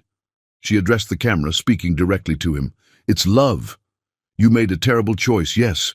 You bound us both in this nightmare, but I won't let him win by denying what we have. How touching. Strand stood, his calm restored, but also irrelevant. If you won't sign voluntarily, he pressed a final button. The door opened, admitting 2 guards and a woman in medical scrubs. Dr. Reeves specializes in persuasion, chemical, psychological, physical. Strand gathered his documents. I'll give you 24 hours to reconsider. After that, the good doctor begins her work, and Brandon watches every moment. The screen flickered, showing a close-up of Brandon's face. His eyes were wild, desperate. Strand, he roared. If you touch her, I'll kill you. Contract or no contract, I'll find a way. Empty threats from a caged man. Strand paused at the door. 24 hours, Ms. Morris. Sign or discover just how creative Dr. Reeves can be. The door closed. The guards took positions outside. Dr. Reeves began preparing syringes, humming tunelessly. On the screen, Brandon had sunk to his knees, his control finally shattered. Ginny, please, sign it. I'm not worth this. We're not worth this. Yes, we are. She kept her voice steady, though tears streamed down her face. You kept your distance for 3 years to protect me. Let me be strong for you now. This isn't strength, it's suicide. He'll break you, maybe, but I won't break us. I won't give him that victory. Dr. Reeves approached with the first syringe. This won't hurt. Much. As the needle pierced her skin, as chemicals flooded her system, Ginny kept her eyes on the screen, on Brandon's face. on the love that had survived 3 years of careful distances and was about to face its greatest test. "I love you," she whispered as the drugs took hold. "Remember that, whatever happens next, whatever they make me say or do, I love you." The world blurred, shifted, became strange, but through it all she held on to one truth. Love was stronger than contracts, stronger than torture, stronger than fear. She just had to prove it. The 24 hours had begun, and with in them, the true test of what 3 years of untouchable love had built between them. In his cell, Brandon watched the woman he loved disappear into chemical haze. In her white room, Ginny felt reality bend and twist. And somewhere in his private study, Victor Strand smiled at monitors showing both feeds. The game was entering its final phase. And he'd waited 5 long years for this show. The contracts were signed, the players positioned. Let the real performance begin. Chapter 8. The Trap. The Ritz-Carlton ballroom glittered with New York's elite, a sea of designer gowns and practiced smiles. Ginny stood beside Brandon at the entrance, her arm linked through his, playing her part in their desperate gambit. 6 weeks had passed since Strand's Island. 6 weeks since Brandon had somehow orchestrated their escape, the details still fuzzy in her mind, lost in the haze of drugs and trauma. She remembered helicopters, gunfire, Brandon's arms around her as they fled across moonlit water. Then hospitals, debriefings, the slow return to a life that would never be the same. Now they stood at the threshold of their carefully planned trap, about to bait the spider from his web. "Ready?" Brandon murmured, his breath warm against her ear. She nodded, adjusting the stunning red dress that clung to her curves. Every detail had been calculated, the plunging neckline, the slit that revealed her leg with each step, the diamonds at her throat catching light like drops of fire. She was the bait, glittering and irresistible. "Remember," Brandon continued, his hand possessive on her waist, "Strand's watching. Every camera, every witness. We need to give him a show he can't resist." The past weeks had been an exercise in careful planning. In public, they'd maintained their distance, the perfect picture of a couple traumatized by their ordeal. But behind closed doors, they'd plotted Strand's downfall with the intensity of lovers planning an elopement. The torture had changed things between them. The chemicals, the mind games, Strand's attempts to break her will, all of it had stripped away pretense. She'd seen into Brandon's soul through those video feeds, witnessed his complete destruction at her suffering. And he'd seen her strength, her refusal to betray their love, even under duress. They were still bound by the contract's terms, still unable to consummate their marriage. But the emotional walls had crumbled entirely. "He's here," Brandon said softly, his body tensing beside her.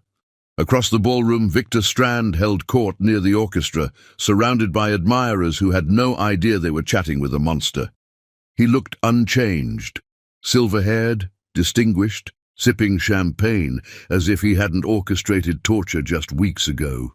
"Showtime," Ginny whispered. They made their entrance, commanding the room's attention. Whispers trailed in their wake. The tragic couple, the kidnapping victims, subjects of endless tabloid speculation. Ginny played her role flawlessly, leaning into Brandon, their bodies telling a story of newfound intimacy. During the cocktail hour, she felt Strand's eyes tracking their every move. When Brandon's hand slipped lower on her back, when she turned, her face into his neck to whisper something that made him smile, all of it calculated to suggest a couple no longer holding back. "May I have this dance?" They'd reached the dance floor just as the orchestra began a slow waltz. Brandon pulled her into his arms, closer than propriety allowed, her body molded to his, and she saw several society matrons raise their eyebrows. "He's watching," she murmured against his collar. "Good. Let him see what he'll never have again." Brandon's hand splayed possessively across her back. "You're mine, Ginny. Contract or no contract." They danced like lovers, bodies pressed together, her fingers in his hair, his face buried in her neck. To observers, they were a couple lost in each other, finally free to express their passion after trauma had taught them life's fragility. "Now," Brandon whispered. She tilted her face up, her lips a breath from his. The room seemed to hold its breath. Cameras flashed, and just before their mouths met, Brandon spun her away in a perfect dip, leaving the kiss unconsummated, but its promise clear. The music ended to scattered applause. As Brandon led her from the floor, she caught Strand's expression, hungry, furious, hooked. "Mr. and Mrs. Wood." Strand's voice cut through the crowd noise. He approached with predatory grace, his smile sharp as winter. "Victor." Brandon's arm tightened around Ginny's waist. "Surprised to see you here. I never miss the Children's Hospital benefit. Such a worthy cause." His grey eyes fixed on Ginny. "You look recovered, my dear. Island life must have agreed with you." "Recovery is a process," she replied, letting a tremor enter her voice. "Some wounds take time to heal." "Indeed, though you both seem to be healing quite dramatically." He gestured to their intimate posture. "One might almost think you've forgotten our agreement entirely. Your agreement was nullified when you kidnapped my wife." Brandon's voice was ice. "Kidnapped? Such an ugly word. I merely enforced contract terms, which, I note, remain in effect." Strand's smile widened. 3 more months, isn't it? Unless you'd care to test those terms tonight? I saw that almost kiss. Quite convincing. "There's nothing to test," Ginny said. "We know exactly where the lines are drawn." "Do you? How fascinating." Strand stepped closer, voice dropping. "Because from where I stand, you're playing with fire. And we all know how your husband handles heat, poorly, as Elena discovered." Brandon moved so fast that security stirred. He didn't touch Strand, but sudden violence hung in the air between them. "Careful," Strand purred. "Assault would violate several clauses. Though I suppose you're past caring about contracts now?" "Actually," Ginny interjected, her hand on Brandon's arm, "we care very much about contracts, don't we, darling?"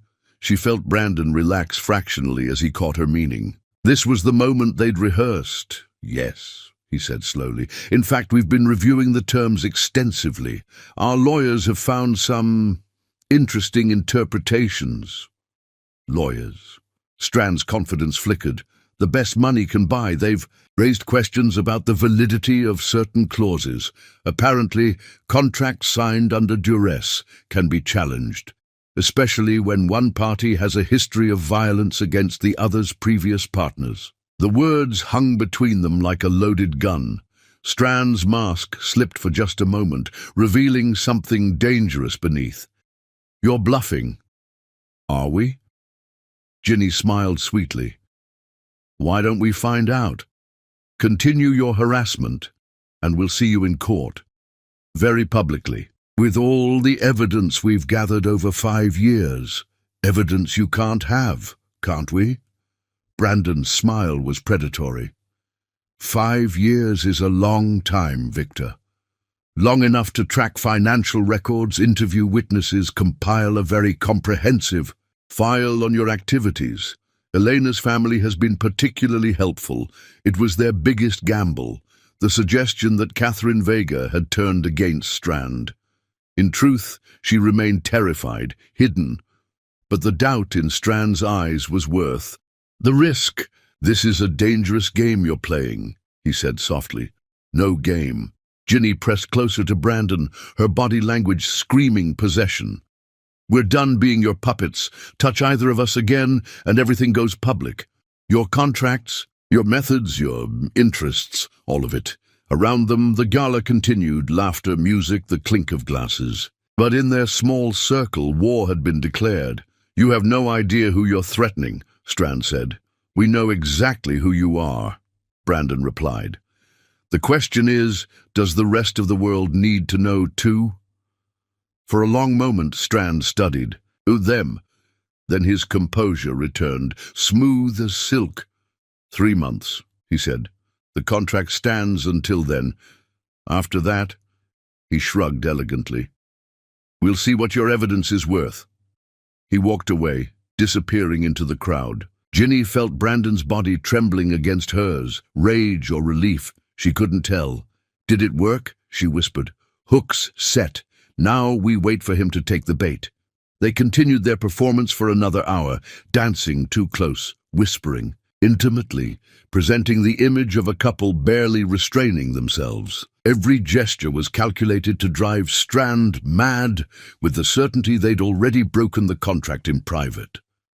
When they finally left, Brandon's hand possessive on her lower back, Ginny felt eyes following them. Not just Strand's. His people were everywhere, watching, recording, waiting for proof of breach. In the limo, Brandon immediately activated the privacy screen and swept the interior for bugs. Only when he was satisfied did he allow himself to relax. "You were perfect," he said, pulling her against his side. "I had good motivation." She nestled into him, exhausted from the performance. "Do you think he bought it?" He's suspicious but hooked. The mention of Elena's family shook him. Brandon pressed a kiss to her temple, the safest show of affection they allowed themselves. "He'll investigate, discover our lawyers have indeed been asking questions. When he can't confirm or deny what evidence we have, he'll get desperate. And desperation makes him sloppy." "Exactly." They rode in silence for a while, the city lights streaming past. 3 months suddenly seemed both endless and insignificant. After everything they'd survived, what was another season of waiting? "Ginny?" That moment on the dance floor, when I almost kissed you." His voice was rough. Every instinct screamed at me to close that distance. "Contract be damned." She turned in his arms, studying his face. "I know. I felt it too." 3 more months. It had become their mantra, their prayer. Less now. We're already into month 4. He touched her face, tracing her features without quite making contact, their strange language of almost touches that had developed since the island. "When this is over," he said, "when Strand is destroyed and we're finally free, you'll worship." "Every inch of me," she finished, smiling. "So you've said." "No." His expression was intensely serious. "When this is over, I'm never letting you out of my sight again, never letting you go. We'll leave New York, disappear somewhere he can never, find us and spend the rest of our lives making up for lost time. Promise? I swear it." The limo pulled up to their building. As they entered the private elevator, both knew they were still being watched. The performance continued. Intimate looks, possessive touches that skirted the edge of contract violation. But upstairs, in their carefully swept penthouse, they finally dropped the act. Brandon poured drinks while Ginny kicked off her heels, suddenly exhausted. "Phase 1 complete," she said, accepting the whiskey gratefully. "Think he'll make a move soon?" "Within days. He can't resist a challenge to his control." Brandon sat beside her, close but not touching. "The investigation is already in motion. Our people are watching his people. When he discovers we weren't bluffing about the lawyers, about the evidence, he'll panic. And panicked men make mistakes." She studied him over her glass, her husband, her protector, her partner in this dangerous game. The weeks since the island had changed him too. Harder, more focused, but also more present. As if seeing her tortured had finally shattered his. "Careful control, Brandon." "Yes. What really happened on the island? How did you get us out?" His expression darkened. "You don't want to know." "I do." He was quiet for so long she thought he wouldn't answer. Then, "I killed 3 men with my bare hands when I saw what they were doing to you, saw you convulsing from their drugs." He set down his glass, hands shaking. "I became someone else, someone I'd buried after Elena died, someone capable of anything. To save me, to save us. And I'd do it again, 1,000 times." He looked at her then, and the raw emotion in his eyes took her breath away. "You're my wife, Ginny. Contract or no contract, touching or no touching, you're mine. And I protect what's mine." She reached for his hand, then caught herself. The gesture had become automatic. Reach, stop, retreat. Their dance of almosts. "Soon," she whispered. "Soon," he agreed. Outside, the city sparkled with false promises. Somewhere in his tower, Victor Strand was likely reviewing footage from the gala, looking for proof of contract breach. Let him look. Their trap was baited, their evidence compiled, their lawyers briefed. The countdown had begun, not just to contractual freedom, but to Strand's destruction. 3 months. After 3 years of waiting, what was 3 more months? In the distance, thunder rolled. Storm season was coming to Manhattan, and Ginny smiled, thinking of spiders and webs, and what happened when lightning struck. Chapter 9. Courtroom Climax. The New York Supreme Court building rose like a temple to justice, its classical columns stark against the September sky. Ginny stood beside Brandon on the courthouse steps, surrounded by their legal team and a mob of reporters who'd been following the story for weeks. "Mrs. Wood, is it true Victor Strand held you captive?" "Mr. Wood, what evidence do you have of conspiracy? Will you testify about the torture?" Brandon's hand was firm on her elbow as they pushed through the crowd. 3 months had passed since the gala. 3 months of legal maneuvering, of evidence gathering, of Strand's increasingly desperate attempts to silence them. The spider had finally been dragged from his web. Inside the courthouse, the hallways echoed with footsteps and whispered negotiations. Ginny had testified yesterday, describing her captivity in clinical detail, while Brandon watched from the gallery, his knuckles white as he gripped the railing. Today was the day everything would be revealed. Elena's murder, the contract's true. Purpose, 5 years of psychological torture. "Ready?" their lead attorney Margaret Chen asked as they approached the courtroom. "Beyond ready," Brandon replied. They entered to find the room already packed. Media, legal observers, curiosity seekers, all drawn to the scandal of the decade. And there at the defendant's table sat Victor Strand.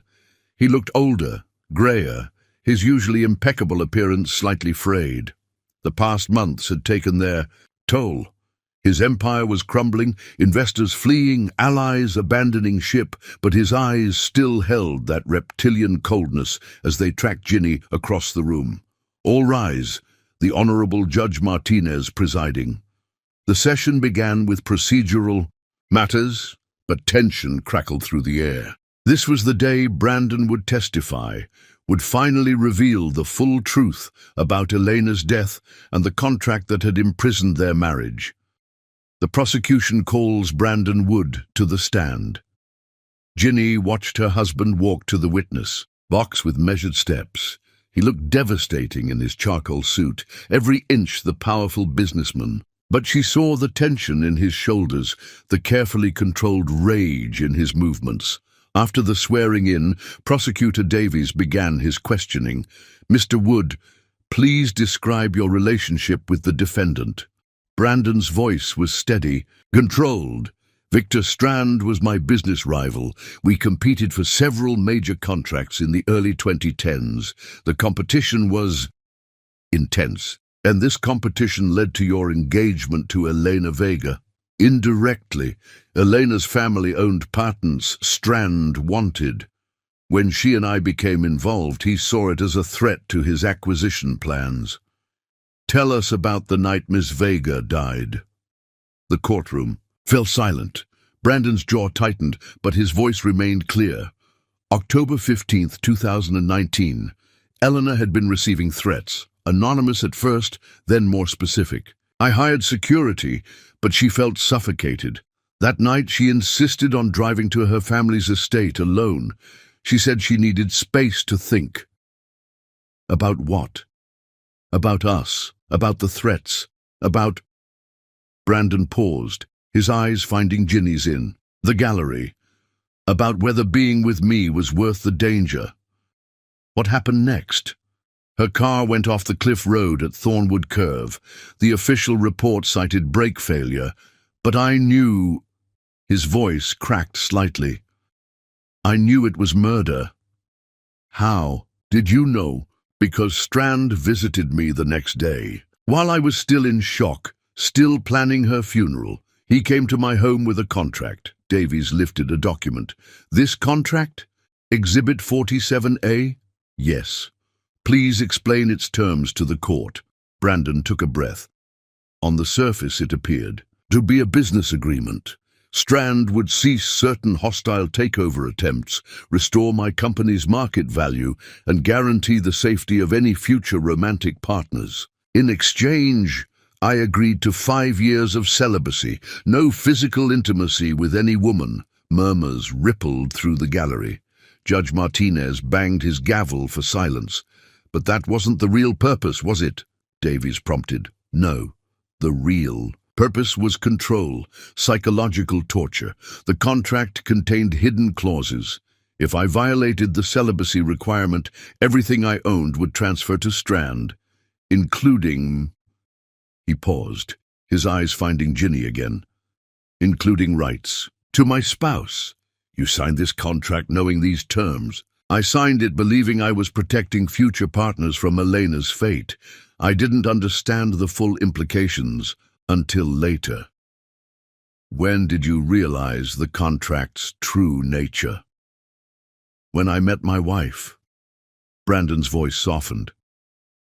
I tried to stay away from Ginny, knowing the danger, but I couldn't.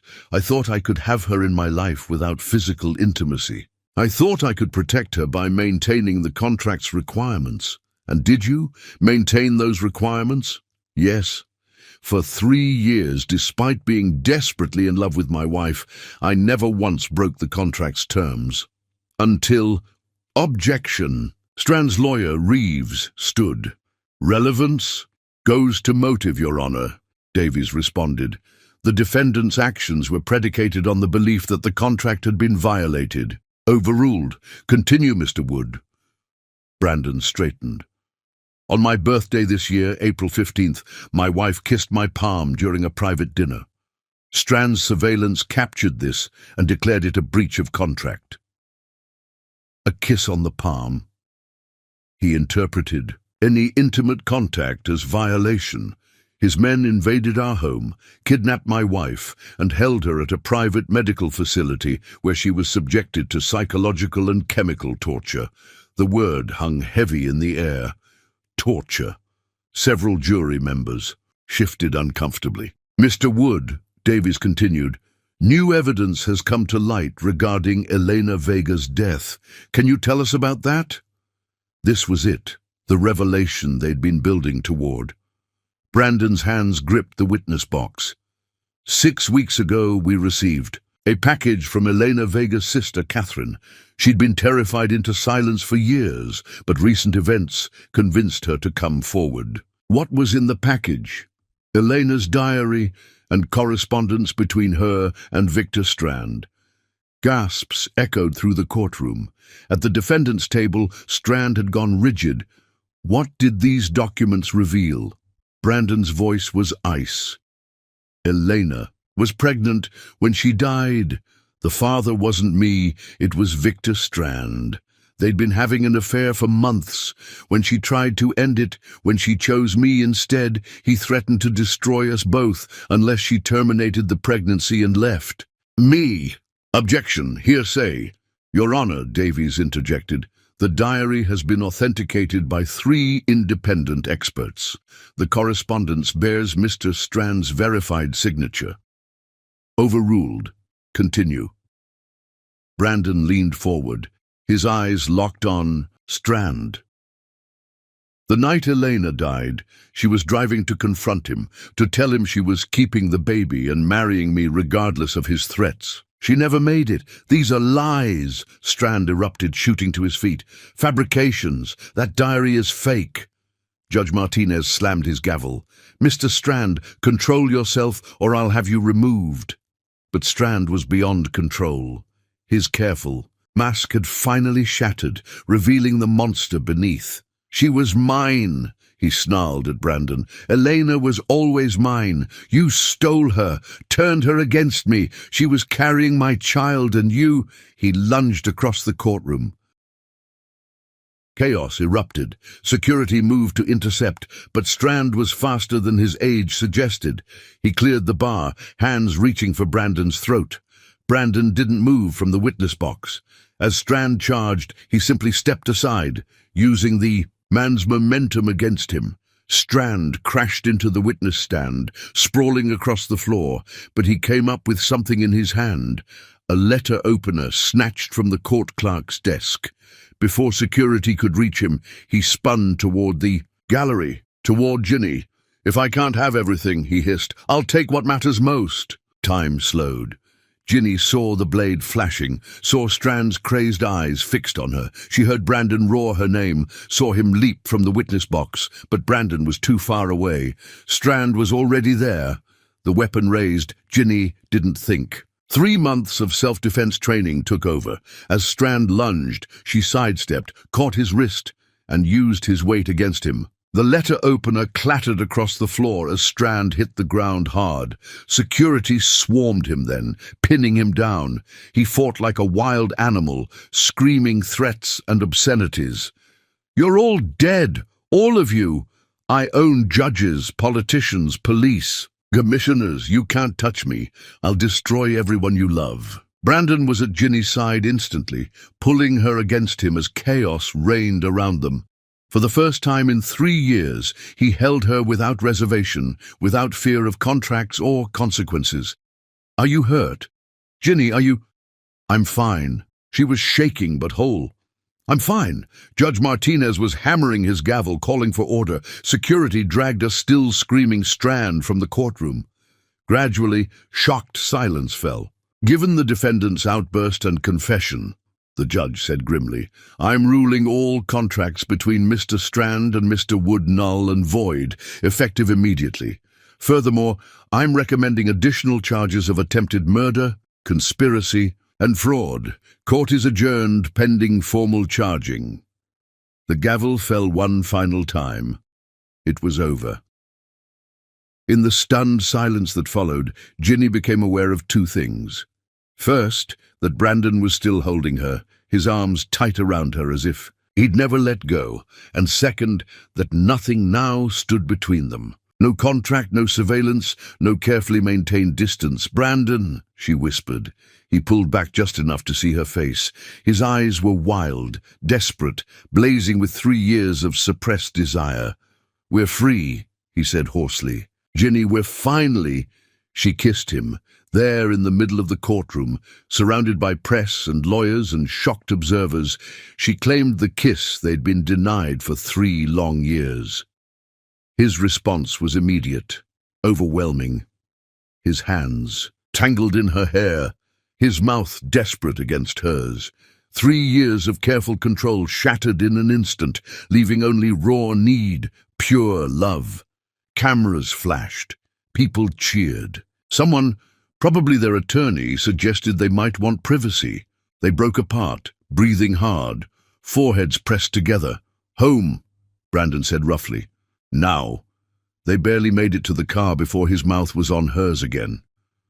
The driver raised the privacy partition without being asked, as Brandon pulled Ginny into his lap, his hands finally allowed to touch, to explore, to claim. 3 years, he murmured against her throat. 3 years of dying every time I couldn't touch you. "Never again," she gasped, arching against him. "Never again will anything keep us apart." The drive home blurred into desperate kisses, whispered promises, hands exploring through clothing. When they reached their building, Brandon swept her into the elevator. The moment their penthouse door closed, 3 years of pent-up desire exploded. Clothes were torn away, furniture knocked aside. They barely made it to the bedroom, too desperate to care about propriety or patience. When Brandon finally made love to his wife, truly, completely, without fear or contracts or consequences, the intensity of it shattered them both. 3 years of careful distance dissolved into skin against skin, hearts beating in unison, souls finally, truly united. Later, much later, they lay tangled in destroyed sheets, watching the sun set over Manhattan. Ginny traced patterns on Brandon's chest, marveling at the simple freedom of touch. "It's really over," she murmured. "Strand's going to prison, multiple life sentences if Davies has his way." Brandon's arms tightened around her. "He'll never hurt anyone again." "And us?" He tilted her face up, kissing her softly. "We have the rest of our lives to make up for lost time. Starting now." She smiled against his mouth. "I love you, Brandon Wood, contract or no contract, distance or no distance. I've loved you from that first dance." "And I love you," he replied. "My wife, my heart, my salvation, you saved me today, in more ways than one." As darkness fell over the city, they made love again, slower this time, savoring each touch, each kiss, each whispered endearment. 3 years of careful choreography replaced by the natural rhythm of lovers who'd waited too long to be together. In the morning, the headlines would scream about Strand's downfall, about the dramatic courtroom confrontation, about the kiss that sealed a love story 3 years in the making. But tonight, in their bedroom high above Manhattan, Brandon and Ginny Wood were simply a husband and wife, finally free to love without limits, without fear, without contracts written in cruelty. The spider's web had been swept away, the prison doors thrown open, and in the wreckage of Victor Strand's empire, love had finally, triumphantly won. Chapter 10. Love Triumphant. 3 months later, the first rays of dawn painted their Malibu bedroom in gold and rose. Ginny woke to Brandon's lips trailing down her neck, his hands already exploring beneath the silk nightgown she'd worn to bed, one of many she'd bought to replace the years of sensible pajamas. "Again?" she murmured, arching into his touch even as she teased. "We just 3 hours ago," he growled against her throat. "I'm making up for 3 years. We have a deficit to fill." She laughed, then gasped as his mouth found sensitive skin. 3 months since the courtroom victory, and Brandon remained insatiable, as if he feared she might vanish if he stopped. Touching her. Every morning began like this, every evening ended tangled together, and the hours between were filled with stolen kisses, heated glances, hands that couldn't stay away. "The beach," she breathed as he moved lower. "You promised we'd watch the sunrise on the beach." Later. His hands gripped her hips possessively. Much later. An hour later, they lay breathless and satisfied, wrapped in Egyptian cotton sheets, and each other. Ginny traced patterns on Brandon's chest, marveling that she could finally do this, touch him freely, love him completely. "I love you," she whispered, the words she'd held back for so many careful years, now spoken dozens of times. Each day, he caught her hand, pressing it to his heart. "And I worship you. My wife, my salvation, my everything." They'd fled New York exactly 1 week after the trial, needing distance from memories of surveillance and separation. The Malibu house had been an impulse buy, all glass and light, with bedrooms they immediately christened, and a kitchen where they cooked together between urgent embraces against the counter. "Breakfast," she suggested, though neither moved. "If we must." But his hands were already wandering again, hunger of a different kind in his eyes. The phone rang, shattering their bubble. Brandon cursed, reaching for it. Wood, his business voice, though his free hand never left her skin. A pause. "I see." "No, we won't be returning for that. Handle it." He hung up, tossing the phone aside. "Strand's lawyer. Something about appeals." "I don't care. He's really gone, really locked away. Multiple life sentences. He'll die in that cell." Brandon's eyes darkened. "He stole 3 years from us. He'll lose 30, 40, however many he has left." She kissed him softly. "No more talk of him. He's the past. This is our future. Our future. He rolled her beneath him, his gaze intense. Do you know what I thought about during those 3 years, besides ways to destroy Strand? Tell me. This. Waking up with you in my arms. Kissing you whenever I wanted. Making love to you in every room of whatever home we shared. His voice roughened. I used to stand outside your door at night, listening to you breathe, imagining what it would be like to slide into bed beside you, to pull you against me, to finally claim you as mine. Brandon, I dreamed of your skin against mine, of how you'd taste, how you'd sound when I touched you. 3 years of torture, wanting you so badly I couldn't breathe. He kissed her deeply, desperately. Now I have you and I'm terrified I'll wake up and find it's just another dream. I'm real, she assured him, wrapping her legs around his waist. I'm here. I'm yours. Always. They made love again, slow and intense, eyes locked, souls bared. When release claimed them, they cried out together, not quietly as they might have during the careful years, but freely, loudly, celebrating their freedom to love without limits. Later, they walked the beach hand in hand, watching surfers catch morning waves. Ginny wore one of Brandon's shirts over her bikini, the ocean breeze lifting her hair. He couldn't stop touching her, her hand, her waist, tucking strands behind her ear. I've been thinking, she said, squeezing his fingers. Dangerous occupation. She hip-checked him playfully. About children. Now that we can actually...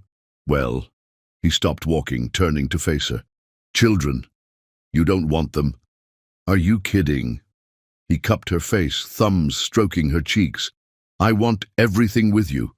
Children, grandchildren, a house full of life and laughter and tiny versions of your smile. When? Now. Yesterday. The moment you're ready. He kissed her forehead, her nose, her lips.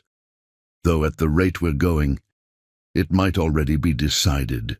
She laughed, remembering their abandoned contraception, their reckless abandon. The doctor did say my body might be extra fertile after 3 years of waiting. Then let's get you pregnant. His eyes gleamed wickedly, immediately, repeatedly, enthusiastically. Here? On the beach? Why not? He was already backing her toward a secluded cove. I've fantasized about making love to you on a beach since St. Lucia, since you tempted me in that sundress, and I had to pretend I didn't want to devour you whole. Brandon. But she was laughing, running with him toward the hidden spot where rocks provided privacy. He caught her at the water's edge, spinning her around before laying her on the soft sand. The ocean lapped at their feet as he kissed her senseless, his hands reacquainting themselves with every curve. Someone might see, she gasped, even as she pulled his shirt off. Let them. Let the whole world know you're mine. He scattered kisses down her throat. My wife, my love, my obsession. They came together urgently, salt air and sunshine on their skin, waves providing rhythm to their passionate reunion. When they collapsed together afterward, sandy and satisfied, Ginny couldn't stop smiling. 3 years of careful distance, she mused, trailing fingers down his back. Now I can't keep you off me for 3 hours. Complaint? Observation. A wonderful, delicious observation. She kissed his shoulder. I love how you can't stop touching me, how you reach for me in your sleep, how you look at me like you're starving even right after we've... He silenced her with another kiss.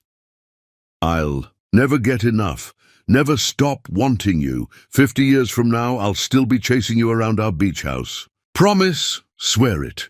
They rinsed off in the ocean, playful and passionate by turns. Back at the house, they showered together, another activity that inevitably led to steamy encounters against tile walls. By the time they managed breakfast, it was nearly noon. We're terrible at normal life, Ginny observed, wearing nothing but Brandon's robe while she scrambled eggs. We're excellent at married life, he corrected, pressing against her back, hands sliding inside the robe. The kind of marriage we should have had from the start. Brandon, the eggs. Forget the eggs.